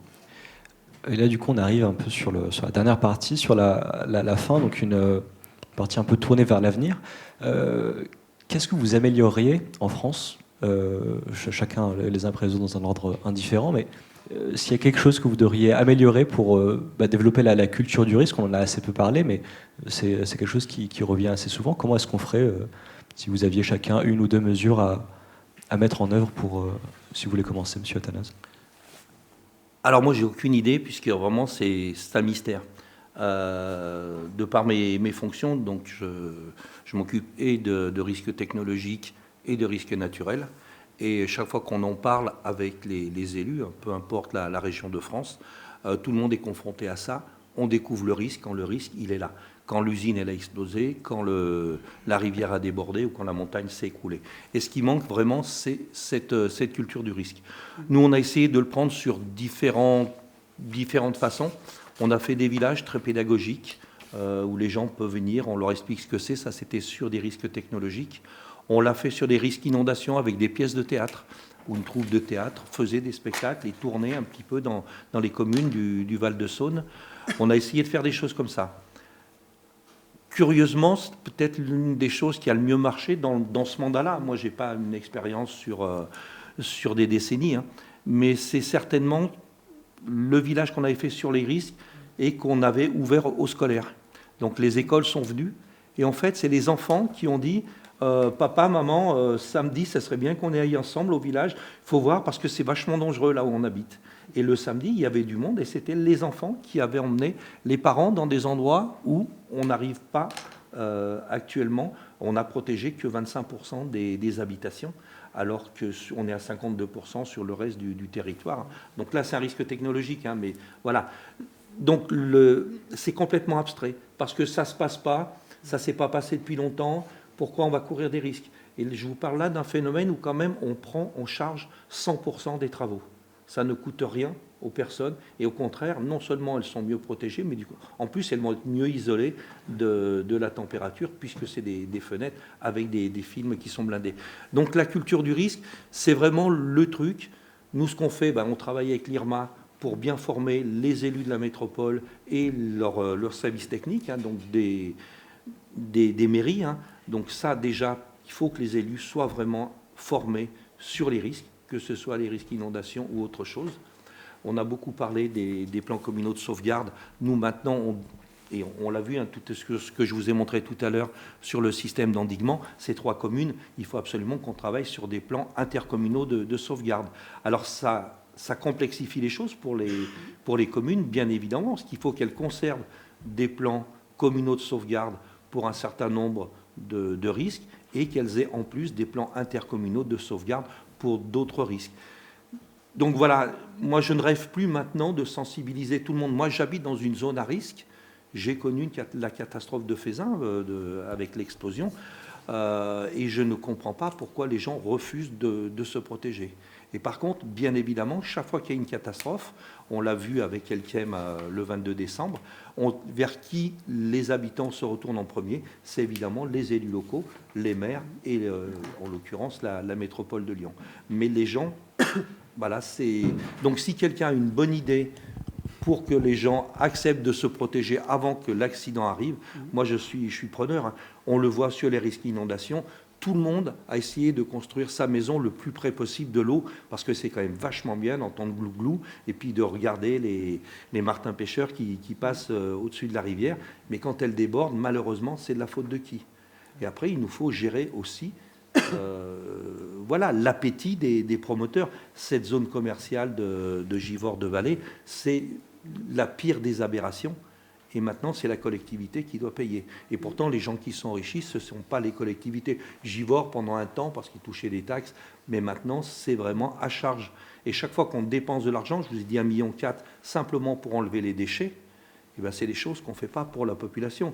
C'est du social, c'est des aménagements d'espace public, c'est des choses comme ça. Là, on part maintenant sur des projets qui vont être à 50, 60 millions d'euros sur ce territoire-là. Le système d'endiguement, je vous ai dit 26 millions.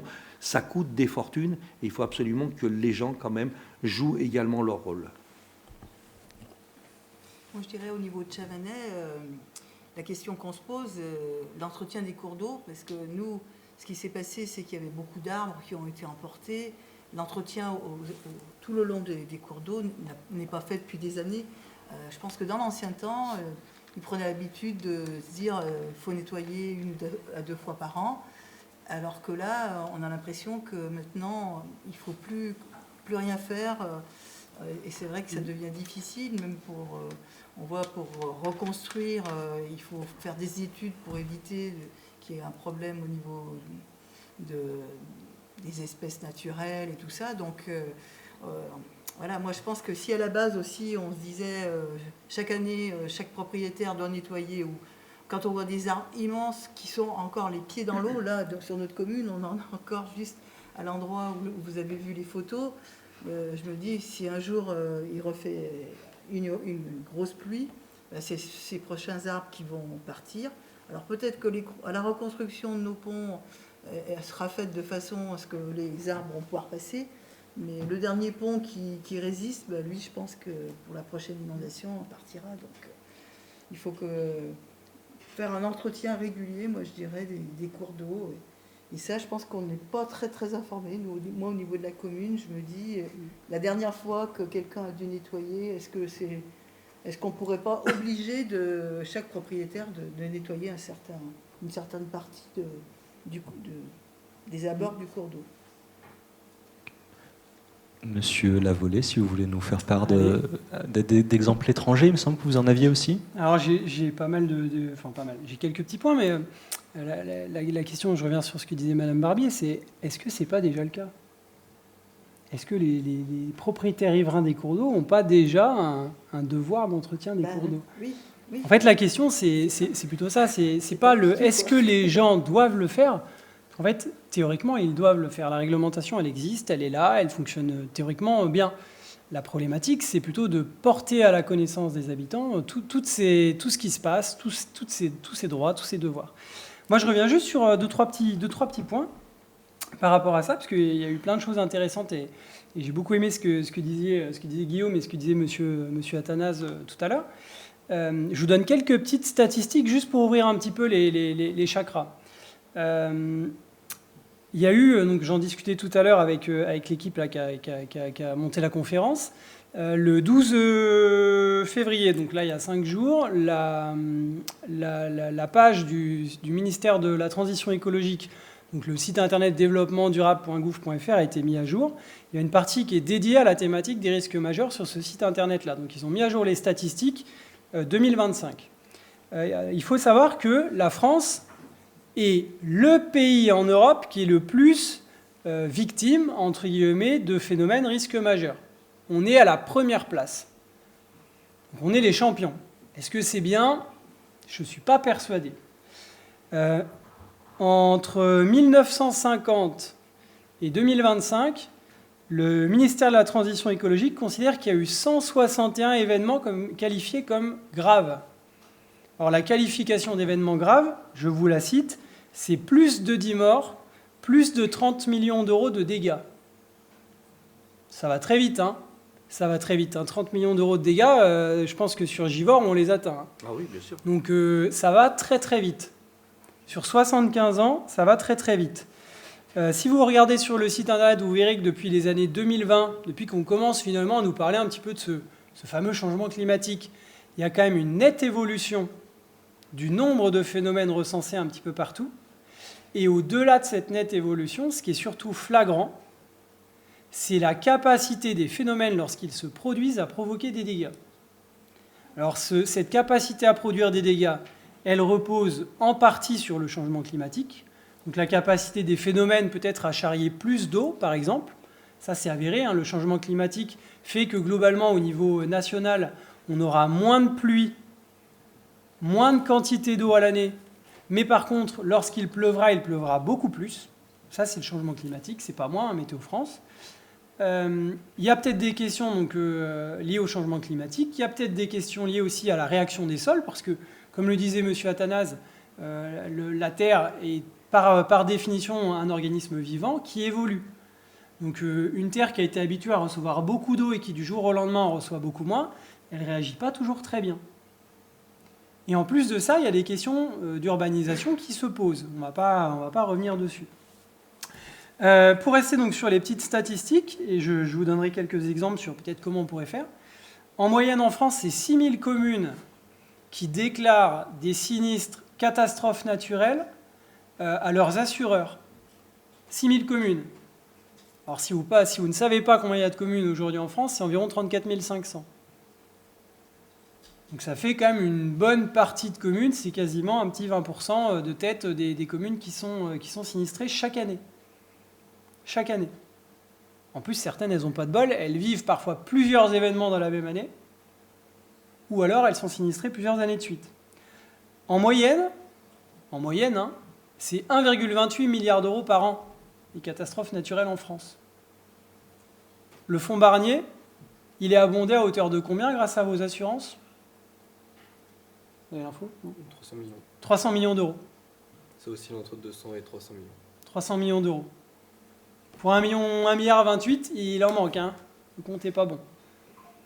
Donc ça questionne aussi, encore une fois, sur le modèle qu'on a. Et est-ce que ce modèle, il est adapté ou pas ? Vous voulez rajouter un truc, peut-être, monsieur Tell ? Non, c'est juste une anecdote, peut-être. On est dans l'atmosphère. C'est avec nous, quand on a eu la crue du Gier, le Premier ministre est venu. Le Premier ministre, c'était justement Barnier. Il n'a pas été Premier ministre longtemps, mais voilà, il était là à ce moment-là. Et quand on lui a demandé, effectivement, comment on allait faire et tout, eh bien, il nous a dit, mais moi, il y a quelques années, et évidemment, il avait été ministre de l'Environnement, et il avait créé le fonds Barnier. Sauf que le fonds Barnier, les collectivités n'y ont pas droit. Et depuis, il n'est plus Premier ministre, et nous, on se débrouille un petit peu comme on peut. Ouais. Et donc, je peux juste rebondir quand même sur tes chiffres, mais ce qu'il faut prendre en compte, c'est que les inondations sont le premier facteur de risque en France. C'est la première source de catastrophes naturelles en termes de coûts. Cependant, ces 10 dernières années, c'est en train de changer. C'est le retrait-gonflement d'argile qui prend de plus en plus d'ampleur en termes de coûts. Donc, je pense sur la moitié des collectivités où on est bien sûr du RGA qui est sinistré. Et Mathias l'avait dit, mais c'est un phénomène assez lent. Donc, et ce qui impacte peu finalement en fait la santé des personnes. Ça touche plutôt en fait l'habitation des personnes et en fait le mode de vie des personnes. Pour peut-être rebondir sur tes chiffres, récemment il y a une nouvelle cartographie qui a été faite sur le RGA et on est à peu près à 60% des maisons individuelles en France qui seraient concernées par ce phénomène. Voilà, ça représente quand même plus d'une maison sur deux qui serait donc sinistrée plus tard. Et pour les coûts assurantiels, je ne vais pas en parler, mais ça serait catastrophique honnêtement. Donc voilà, il y a une vraie question de soutenabilité du régime catastrophe naturelle vis-à-vis de ce risque. Et on commence à... Du coup, vous en avez parlé un peu en filigrane, c'est une question qui s'adresse plutôt à vous, monsieur Oliva. Le système assurantiel à l'heure actuelle, si on continue dans cette trend-là, il ne va pas tenir bien longtemps. Enfin, là, ce sera plus... soit on aura des franchises qui vont augmenter de manière presque exponentielle. Est-ce qu'il y a des réflexions en interne du coup chez les assureurs sur comment est-ce qu'on va faire pour changer notre modèle assurantiel ? Est-ce qu'on va plus compter sur la solidarité nationale ? Est-ce qu'on va continuer sur cette trend-là ? Je vais répondre rapidement, mais en fait, effectivement, il y a des questions par rapport à ça. Le haut-commissaire à la stratégie au plan, justement, a réalisé l'année dernière un rapport sur la soutenabilité du régime catastrophe naturelle. Et ils nous ont émis 3 hypothèses, 3 remaniements, entre guillemets, de ce régime. En fait, le régime est soutenable tel qu'il est actuellement. Cependant, avec le changement climatique, les événements vont peut-être être de plus en plus intenses, plus fréquents. Et donc forcément, les coûts seront plus importants, moins soutenables juste pour les assureurs et l'État. Mais en soi, le système peut aussi n'être plus soutenable actuellement. Dans le cas d'une crue historique à Paris, ça engendrait des milliards de coûts et aucun assureur ne serait capable de tenir en fait ces dommages. Donc c'est assez compliqué de répondre à cette question, sachant que même l'État ne sait pas comment répondre à cette problématique. Pareil, on a aussi eu des sinistres très importants en termes de grêle. Donc tout ce qui est les tempêtes, grêle, neige, c'est des sinistres qui ne sont pas donc, dans le régime catastrophe naturelle, parce qu'ils s'estiment être soutenables simplement par les assureurs. Cependant, on a eu des années où en 2022, on a eu des très très grosses tempêtes de grêle qui ont généré des coûts très importants. Et si ces événements viennent à se multiplier, la question de soutenabilité, en fait, elle va se poser, oui, tout à fait. Donc voilà, je ne sais pas si je peux vraiment répondre à votre question. Et donc, on pourrait peut-être questionner justement comment faire pour demain être plus résilient individuellement et avoir à terme un modèle qui soit à peu près soutenable. Alors ça a été dit par M. Athanas tout à l'heure. Il y a une question tout d'abord, c'est celle de la résilience des territoires et de cette fameuse notion de culture du risque. Si, pour commencer, c'est une idée, hein, mais si pour commencer on avait des habitants qui étaient déjà sensibilisés sur la thématique des risques, qui avaient conscience qu'ils étaient ou qu'ils habitaient dans des zones à risque, et qui étaient en capacité derrière d'engager les travaux peut-être pour réduire un petit peu leur vulnérabilité, ça permettrait d'avoir un système à terme qui soit plus soutenable. Je dis à terme, hein, parce qu'on comprend aussi dans les discussions que ce n'est pas 4 pauvres maisons sur la France entière. Hein. C'est peut-être plusieurs dizaines de millions d'habitations et des entreprises et des établissements publics. Donc il y a quand même un gros budget et un gros travail à engager à ce sujet-là. Mais peut-être qu'en y réfléchissant petit à petit, parce qu'il faut aussi que ça se fasse petit à petit vu les sommes, on arrivera à réduire notre vulnérabilité. Truc tout bête à l'occasion, renseignez-vous par chez vous. Regardez, je donne un exemple comme ça au pif, mais vous verrez qu'un coup sur deux, ce sera le cas. Regardez où s'installent les nouvelles casernes de sapeurs-pompiers qui se construisent partout en France. Généralement, elles étaient en plein centre-bourg. Elles étaient en plein centre-bourg, sauf qu'aujourd'hui, pour des questions de foncier, pour des questions d'accessibilité et j'en passe, qu'est-ce qu'on fait? On les sort des zones urbanisées et on les met où? Souvent un petit peu excentrés dans des plaines. Sauf que souvent, les plaines, c'est les terrains qui sont plats, et comme le disait M. Athanas, qu'est-ce qu'il y a à proximité? Le plus souvent, des cours d'eau. Vous regarderez 3/4, je donne ma main à couper, 3/4 des casernes aujourd'hui récentes qui ont moins de 10 ans ou 15 ans en France, elles sont toutes en zone inondable. C'est-à-dire que demain, vous aurez une inondation, les pompiers, avant de venir vous aider chez vous pour mettre à l'abri vos biens et puis pour pomper l'eau, qu'est-ce qu'ils devront faire? Ils devront d'abord s'occuper de la caserne qui sera sous 1,50 m d'eau. Pour ceux qui ont suivi un peu la tempête Xynthia en 2010-2011, la tempête Xynthia, les pompiers en Vendée, pour accéder à leur caserne, devaient trouver des barques chez des habitants privés pour accéder à la caserne, parce qu'il y avait 2 mètres d'eau. Notamment la Faute-sur-Mer. Donc ça, c'est peut-être quelque chose à envisager. Donc, la difficulté qu'on a, c'est que comment est-ce qu'on fait pour toucher ces habitants? Parce que vous, aujourd'hui, vous êtes un petit peu sensibilisés, vous êtes là, le sujet vous intéresse. Mais il y a plein d'habitants qui se moquent de cette thématique-là. Parce qu'ils se disent c'est une responsabilité de l'État, parce qu'ils se disent c'est bon, il y a les assureurs, parce qu'ils se disent c'est bon, il y a les sapeurs-pompiers, il y a la police, il y a la gendarmerie. Sauf qu'ils ne seront pas toujours là. Ils ne seront pas toujours là. Qu'est-ce qui se passera demain si notre modèle de sécurité civile, les sapeurs-pompiers, ne sont plus là? Qu'est-ce qui se passera demain si les assureurs ne vous suivent plus? Il n'y aura pas forcément beaucoup de solutions. Donc si les habitants, à un moment, ils ne se prennent pas un petit peu par la main, les porteurs de projets ne se prennent pas un petit peu par la main, ça va être compliqué. Et la problématique aujourd'hui, c'est aussi une question de responsabilité. Je peux reprendre l'exemple de monsieur pour Givors. Hein. Vous allez questionner le directeur du centre commercial à Givors, il ne vous dira jamais que c'est de sa faute. Hein. Il ne vous dira jamais que c'est lui qui a insisté pour que le centre commercial il soit à cet endroit-là. Il ne vous dira jamais qu'on lui a expliqué qu'il était en zone inondable. Ils vont toujours trouver des excuses. Qui est-ce qui a signé le permis de construire au final? C'est pas lui. C'est le maire de la commune. Qui est-ce qu'on va aller embêter?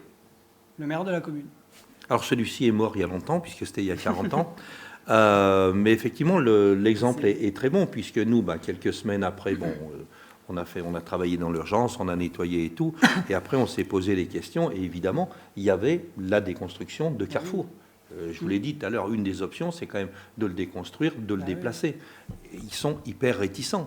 Donc quand on parle de culture du risque, même quand le risque est arrivé, un mois après, ils s'en fichent.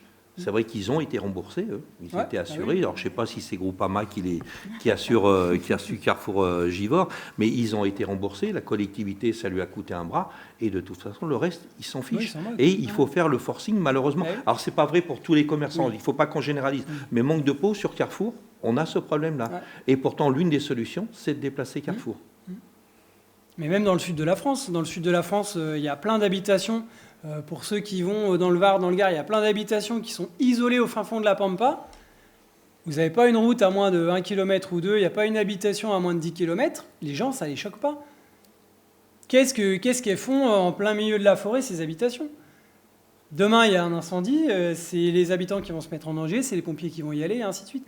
Donc ça pose la question sur déjà le ressenti de l'habitant et qu'est-ce que l'habitant il est capable d'accepter et de tolérer en termes d'évolution. Et l'habitant, la problématique, c'est que c'est lui, au final, qui est vraiment en bout de chaîne. Mais c'est lui qu'on a le plus de mal à toucher. Alors peut-être qu'il y a d'autres leviers. Peut-être que dans les autres leviers qu'on peut mobiliser, c'est notamment, comme pour Madame Barbier à Chavanay, le fait d'imposer aux communes de faire des choses. Parce que peut-être que le fait d'imposer aux communes d'engager de l'action, de mettre en place des plans, de mettre en place des procédures, à minima, on aura déjà un petit groupe par commune qui sera en capacité de réagir. Donc avec notamment le plan communal de sauvegarde. Sauf que ça ne suffira pas. Si nos habitants ils continuent à faire n'importe quoi sur le terrain, Madame Barbier elle peut être hyper au fait de tout ce qui se passe, il y a toujours un moment où ça va dérailler. Donc il faut quand même qu'on arrive à aller toucher ses habitants. Et donc il y a peut-être d'autres documents qui existent. Madame Barbier tout à l'heure en a parlé, il y a peut-être des documents type documents d'information communaux sur les risques majeurs. Si vous habitez à Lyon, vous l'avez certainement reçu, ou dans d'autres communes. Est-ce que vous les avez consultés, ces documents d'information communaux sur les risques majeurs ? Est-ce que dans vos communes, vous les avez regardés ? Est-ce que vous les avez lus ? Est-ce que vous les avez compris ? Est-ce que vous savez déjà dans votre commune que ça existe, ce type de document ? Il y a plein de gens qui ne le savent pas. Et si vous qui êtes sensibilisés, vous n'êtes déjà même pas au fait de ça, posez la question à vos parents, à vos grands-parents et à qui vous voulez. Il y a un vrai problème de culture du risque aujourd'hui en France. Et pour être, on va dire, un peu efficace en termes de culture du risque, en fait, aujourd'hui, on se rend compte que l'action one-shot, ça ne marche pas. Donc on en revient à ce que proposait M. Athanase au tout début.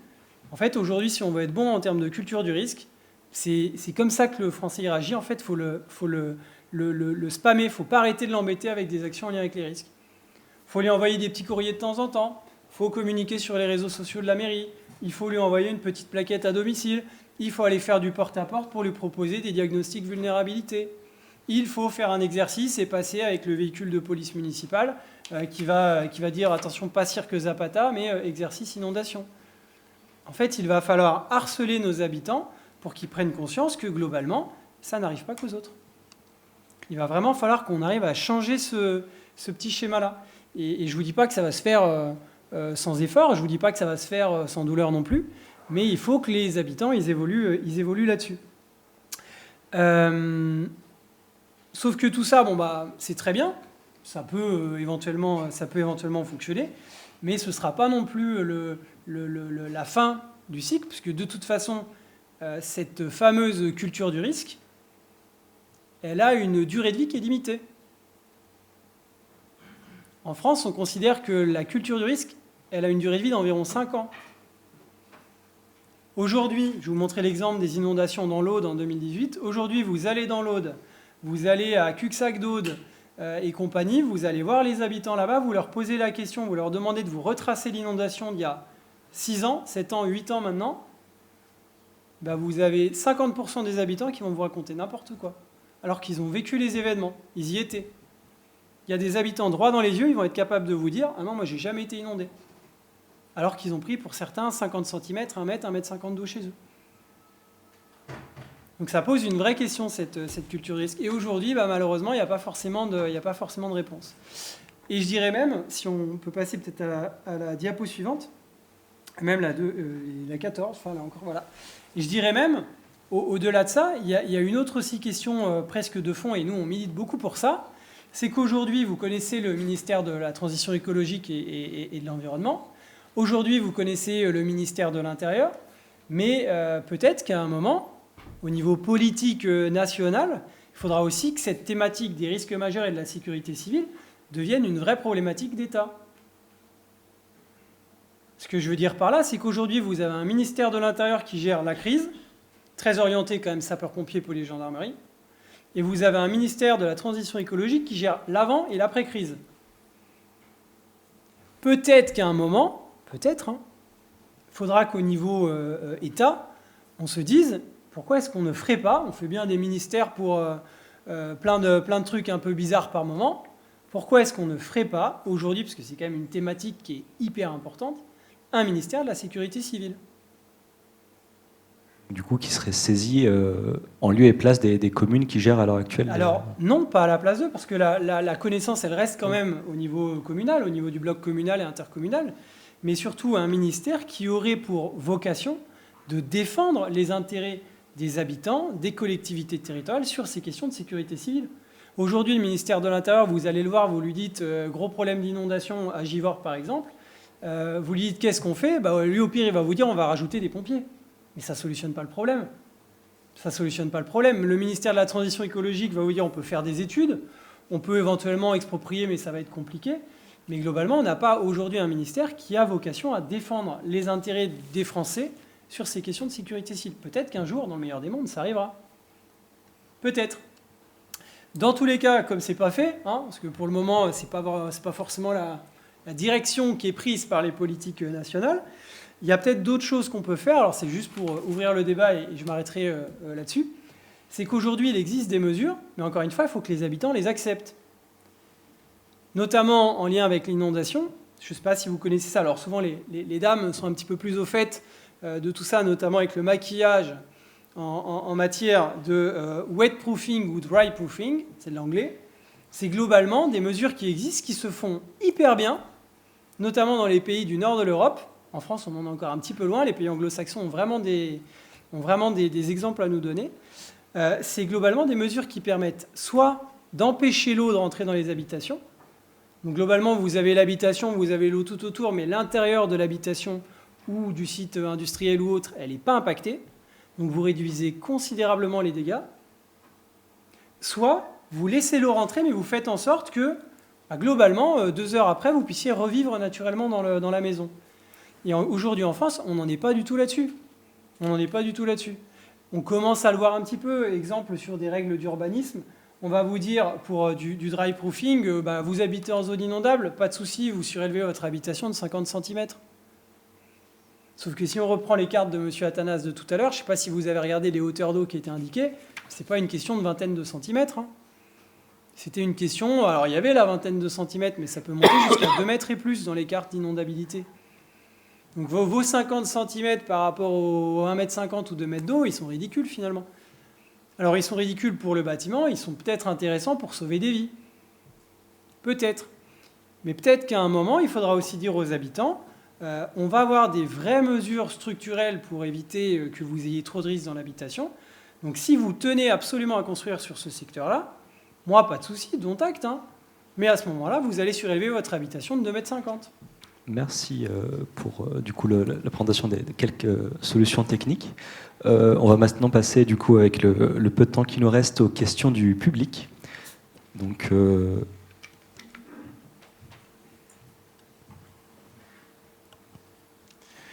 tout d'abord, merci pour vos interventions respectives. Je ne sais pas si nous avons beaucoup de temps, mais j'avais 2 questions. On va commencer par la première et on verra si on a le temps pour répondre à la seconde. C'est une grande réponse. Au niveau, on s'est beaucoup attardé sur les enjeux pour moi. Le titre, c'était catastrophes naturelles, et c'était un parti pris notamment. Le titre, c'était catastrophes naturelles, comment les prévenir et y faire face à l'échelle locale. Pour moi, le risque, c'est la rencontre d'un aléa et d'un enjeu. Ici, on s'est attardé sur les enjeux à défendre, entre guillemets. Est-ce qu'il n'y a pas aussi un rôle local sur la prévention des aléas, et notamment la pollution atmosphérique, tous les enjeux de fonte des glaces, le changement climatique, etc., pour pouvoir prévenir ces risques-là? Ah oui, tout à fait. Autant la collectivité, elle doit agir sur l'urbanisme, elle doit agir, là je vous ai montré sur le système d'endiguement, mais c'est tout à chacun qu'on doit agir sur les problèmes de dérèglement climatique, de biodiversité, parce que la biodiversité joue également de façon importante. Et ce que je disais tout à l'heure en plaisantant, faire croire que le dérèglement climatique, c'est une invention, c'est vrai qu'on rigole de Trump maintenant. Alors vous êtes jeune, mais il y a quelques années, on avait un ministre quand même, Claude Allègre, qui nous a fait perdre énormément de temps en disant que c'était une invention. Évidemment qu'il faut agir là-dessus. Maintenant, on sait que alors je vais être très très pessimiste, Mais quoi qu'on fasse maintenant, le climat ne se réglera pas en quelques années, ni même en quelques décennies. Donc il faut le faire impérativement, mais de toute façon, on aura quand même ces crises-là à gérer. Je vous parlais tout à l'heure du Rhône, il n'y aura plus de glaciers. Profitez, si vous voulez voir des glaciers, profitez-en maintenant. Il n'y aura plus de glaciers dans les Alpes françaises. Et dans les Alpes suisses, ça ne sera pas mieux. Donc ça veut dire que c'est trop tard là-dessus. Maintenant, on part sur des hypothèses. Comment le Rhône va fonctionner? On sait qu'il va fonctionner différemment. Il aura des étiages qui vont être très très bas. Et ça va être très très moche. Ça aura des conséquences sur la biodiversité énormes. Ça aura des conséquences économiques, sur la pêche bien sûr, sur les centrales nucléaires, sur le turbinage, hein, sur les barrages hydroélectriques qui ne vont pas fonctionner. On a des conséquences qui sont juste énormes. Nous, par contre, il faut effectivement maintenant, en même temps qu'on prévoit des ouvrages qui peuvent paraître surdimensionnés. Et je comprends les gens, hein, quand on fait des réunions publiques, quand je vais à Vaux-en-Velin, je fais des réunions publiques en disant ben voilà ce qu'on va faire pour vous protéger. Les gens nous disent mais vous foutez l'argent par les fenêtres. De toute façon, on nous dit qu'il n'y aura plus d'eau dans le Rhône. Voilà, c'est ça. Mais on a commis des erreurs en urbanisme et on continue malheureusement de rien fiche concernant l'effondrement de la biodiversité et le dérèglement climatique. Et ça a commencé à nous péter au nez et ça va ne faire qu'en s'accélérant. Puisque de toute façon, même les plus pessimistes des scientifiques du GIEC, il y a quelques années, s'aperçoivent qu'ils n'avaient pas pensé que ça irait si vite. Et ça va aller encore plus vite, puisque malheureusement, on le voit actuellement avec les feux au Canada, les feux qu'il y a pu y avoir en Sibérie. On est en train de... On a perdu la course. Donc, il faut s'adapter. Il faut effectivement penser à réduire nos gaz à effet de serre, il faut qu'on fasse très attention à ça, bien évidemment pour les générations futures, mais il faut s'adapter absolument. Et la prévention des inondations, ça fait partie des adaptations qui sont juste obligatoires. Et on fait quand même pas mal de choses au niveau aléa. Dans les exemples tout à l'heure de M. Athanase, il y a la question de la digue, mais il y a aussi la question de la zone d'expansion de crue. Donc finalement, on déplace le problème hors zone à enjeu pour que cette notion de risque, finalement, soit juste une notion d'aléa. C'est-à-dire que si je mets de l'eau dans un champ, s'il n'y a que de l'herbe, c'est pas très grave, finalement. C'est beaucoup moins gênant que dans une zone urbanisée. Et en fait, c'est un principe qu'on commence à retrouver un peu partout. Sur le feu de forêt, on commence maintenant à avoir des endroits où, en plein milieu d'une forêt, vous avez une superbe vigne. Bah, pourquoi? Pas parce que la vigne, elle est hyper adaptée là, mais surtout parce que c'est un écran coupe-feu naturel. Et on le retrouve sur tous les phénomènes. Sauf que... l'action qu'on va faire sur le cours d'eau, qu'on va faire sur la forêt, ça coûte tout de suite très, très, très cher. Ça coûte beaucoup plus cher de faire 26 millions d'euros de travaux sur une digue que parfois raser de pauvres maisons. Sauf qu'en termes d'opinion publique, bah, la digue, elle se voit. Et il va peut-être falloir faire changer aussi les mentalités, encore une fois. Merci, on a une deuxième question ici. Merci beaucoup pour vos interventions. J'avais une question sur la culture du risque et notamment au niveau des élus, parce que vous parlez de culture du risque au niveau des citoyens et des interventions qu'ils pourraient avoir. Vous avez été confrontée, Madame Barbier, à une inondation et un risque directement. Est-ce que vous pensez que les élus et les personnes, donc pas au niveau de la préfecture, mais vraiment au niveau des municipalités, sont assez formés aux questions des risques? Parce que de ce que je comprends, vous avez forcément les plans, donc les PCS, mais est-ce que vraiment vous êtes formés, notamment par des simulations de crise, et est-ce que peut-être les assurances pensent à ces phénomènes-là et les prennent en compte? Merci. Oui, donc moi, pour ma part, j'ai quand même eu une formation qui avait été mise en place pour la communauté de communes, mais il y a déjà bien 4 ou 5 ans, avec des simulations, et c'est vrai que pour moi, c'était vraiment un outil, ça m'a vraiment aidé.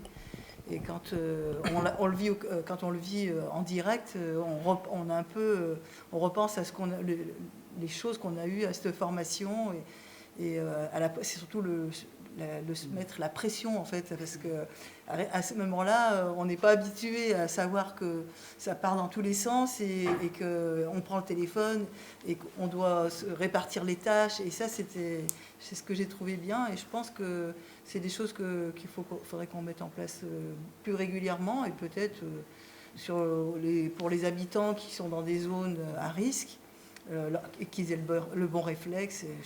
C'est sûr qu'il faut que là-dessus, on communique plus et qu'on se forme plus.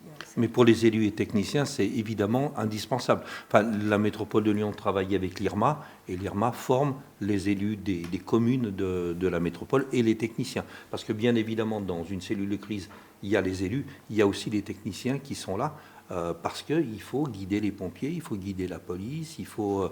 voilà, donc c'est tout ça. Et ça veut dire qu'il faut effectivement en permanence... Là, on a des élections, il y a un certain nombre d'élus qui vont changer, il va falloir recommencer. Il faut pratiquement recommencer à zéro tous les 6 ans. Mais ça, c'est juste indispensable. Toucher tous les habitants, moi j'ai arrêté de rêver, mais former les élus, ça oui, c'est juste indispensable. Encore une fois, tout à l'heure, on a vu, et vous parliez des hauteurs d'eau. Les hauteurs d'eau, c'est rien. Dans 1 mètre d'eau, vous marchez. Par contre, si vous avez 30 cm d'eau qui arrive d'un seul coup, ça vous renverse, vous pouvez vous noyer. Ça va déplacer des véhicules. Voilà, et ça, il faut absolument que les gens arrivent à le comprendre. Et ça, c'est malheureusement... voilà, enfin, moi, c'est quelque chose... Au début, j'ai pris mes fonctions. Moi, c'est quelque chose, moi, qui m'a vraiment travaillé en se disant comment ça se fait que les gens refusent de se protéger. Côté assureur, on est Groupama, c'est un assureur mutualiste. Ça veut dire qu'il y a on va dire que les sociétaires, donc les assurés, ont autant de voix que le comité de direction. Donc c'est une force que Groupama a, c'est que les élus ont autant de pouvoir en fait que le comité de direction qui sont représentés.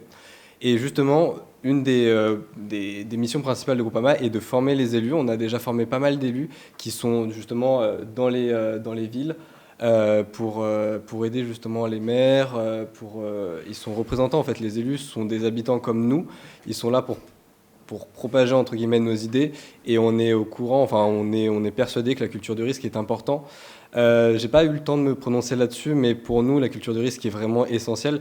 Je peux vous donner un exemple. Par exemple, la culture du risque en France, elle est, on va dire, elle a des gros manquements. Par exemple, qui d'entre vous a regardé où étaient les issues de secours en entrant dans cette salle? Je pense pas grand monde. Et pourtant, c'est quand même la culture du risque, ça joue là-dessus aussi. Pour donner un petit exemple très rapide, on a organisé l'année dernière un événement de sensibilisation au risque climatique, surtout inondation. Donc on a ciblé la commune de Brignais qui a été justement inondée en 2024, des grosses inondations. Donc on a envoyé des mails pour informer les habitants qu'on organisait un événement où on leur expliquait le système assurantiel, on leur expliquait les risques qu'ils encouraient justement dans leur collectivité, dans leur commune. On expliquait aussi qu'il y avait des solutions pour, donc il y avait aussi un prestataire qui offrait, il y avait donc le syndicat mixte qui était là, qui permettait de prendre 80% des travaux de prévention. Donc en fait, il y avait énormément de choses qui étaient mises en place pour les habitants, pour qu'ils puissent comprendre quels étaient leurs risques déjà, et puis des solutions vraiment proposées pour qu'ils puissent se protéger. Et en fait, le problème, c'est que c'était très difficile de mobiliser les habitants. On a eu une 30aine de personnes qui sont venues. C'était vraiment beaucoup de moyens pour finalement peu de personnes mobilisées. C'était assez décevant, et du coup, en fait, la culture du risque est très compliquée en France. Mais elle part vraiment du coup des élus qui représentent en fait Groupama et donc nos idées. Il y avait une autre... Merci. Je rebondis sur la réponse à la première question. Je voulais savoir si pour vous, il était important, parce que pour moi, les digues, c'était plus la protection et la séparation entre les aléas et les enjeux, de faire en sorte que la crue n'atterrisse pas dans la ville et n'atteigne pas les enjeux qui sont les citoyens, les bâtiments, les infrastructures. Est-ce que les communes ont un rôle à jouer dans... par exemple, des mesures un peu plus radicales, mais l'interdiction d'activités polluantes, etc., qui ont un effet plus grand qu'au niveau de la commune, nationale, internationale. Le changement climatique, aujourd'hui, c'est pour tout le monde la même chose. Et du coup, pas penser qu'au niveau de la commune, mais au niveau de la commune, mettre des plans qui permettent de réduire l'intensité ou la fréquence de ces catastrophes naturelles. Alors, sur la pollution, je vais beaucoup vous décevoir, mais les collectivités territoriales n'ont aucune compétence régalienne sur la pollution. Ça relève de l'État. Nous, on a été confrontés, comme vous le savez très certainement, à la pollution au PFAS. La métropole de Lyon, la commune de Pierre-Bénite n'avaient aucun moyen ni d'imposer quoi que ce soit à Arkema ou Daikin, ni même d'aller faire des contrôles, évidemment, à l'intérieur de l'usine, mais ni même à la sortie, là où ils ont balancé des tonnes de PFAS dans le Rhône. Ça, c'est une compétence de l'État. Donc nous, sur certains sujets, on le contourne et on le prend par l'entrée santé. Mais sur la pollution, malheureusement, c'est une compétence de l'État et c'est une compétence qui est très mal assumée. Qui, dans la salle, connaît le nom de la ministre de l'Environnement? C'est vrai qu'elle est particulièrement discrète. Voilà, on en est là. On va s'arrêter ici pour pouvoir libérer la salle. Sur une méchanceté. Merci à tous les quatre d'avoir accepté notre invitation et d'avoir participé au débat. Merci à nos enseignants, M. Polomé, Mme Alestra, Mme Paty pour leur accompagnement. Merci à l'équipe technique. Merci à vous, public, d'avoir participé et d'être présents. Maintenant, on vous propose de continuer les échanges au bar, au Sample, situé à 5 minutes à pied d'ici. Et puis on se retrouve la semaine prochaine pour la dernière conférence débat du cycle qui portera sur l'IA et l'environnement et sera lieu à 18h. Merci.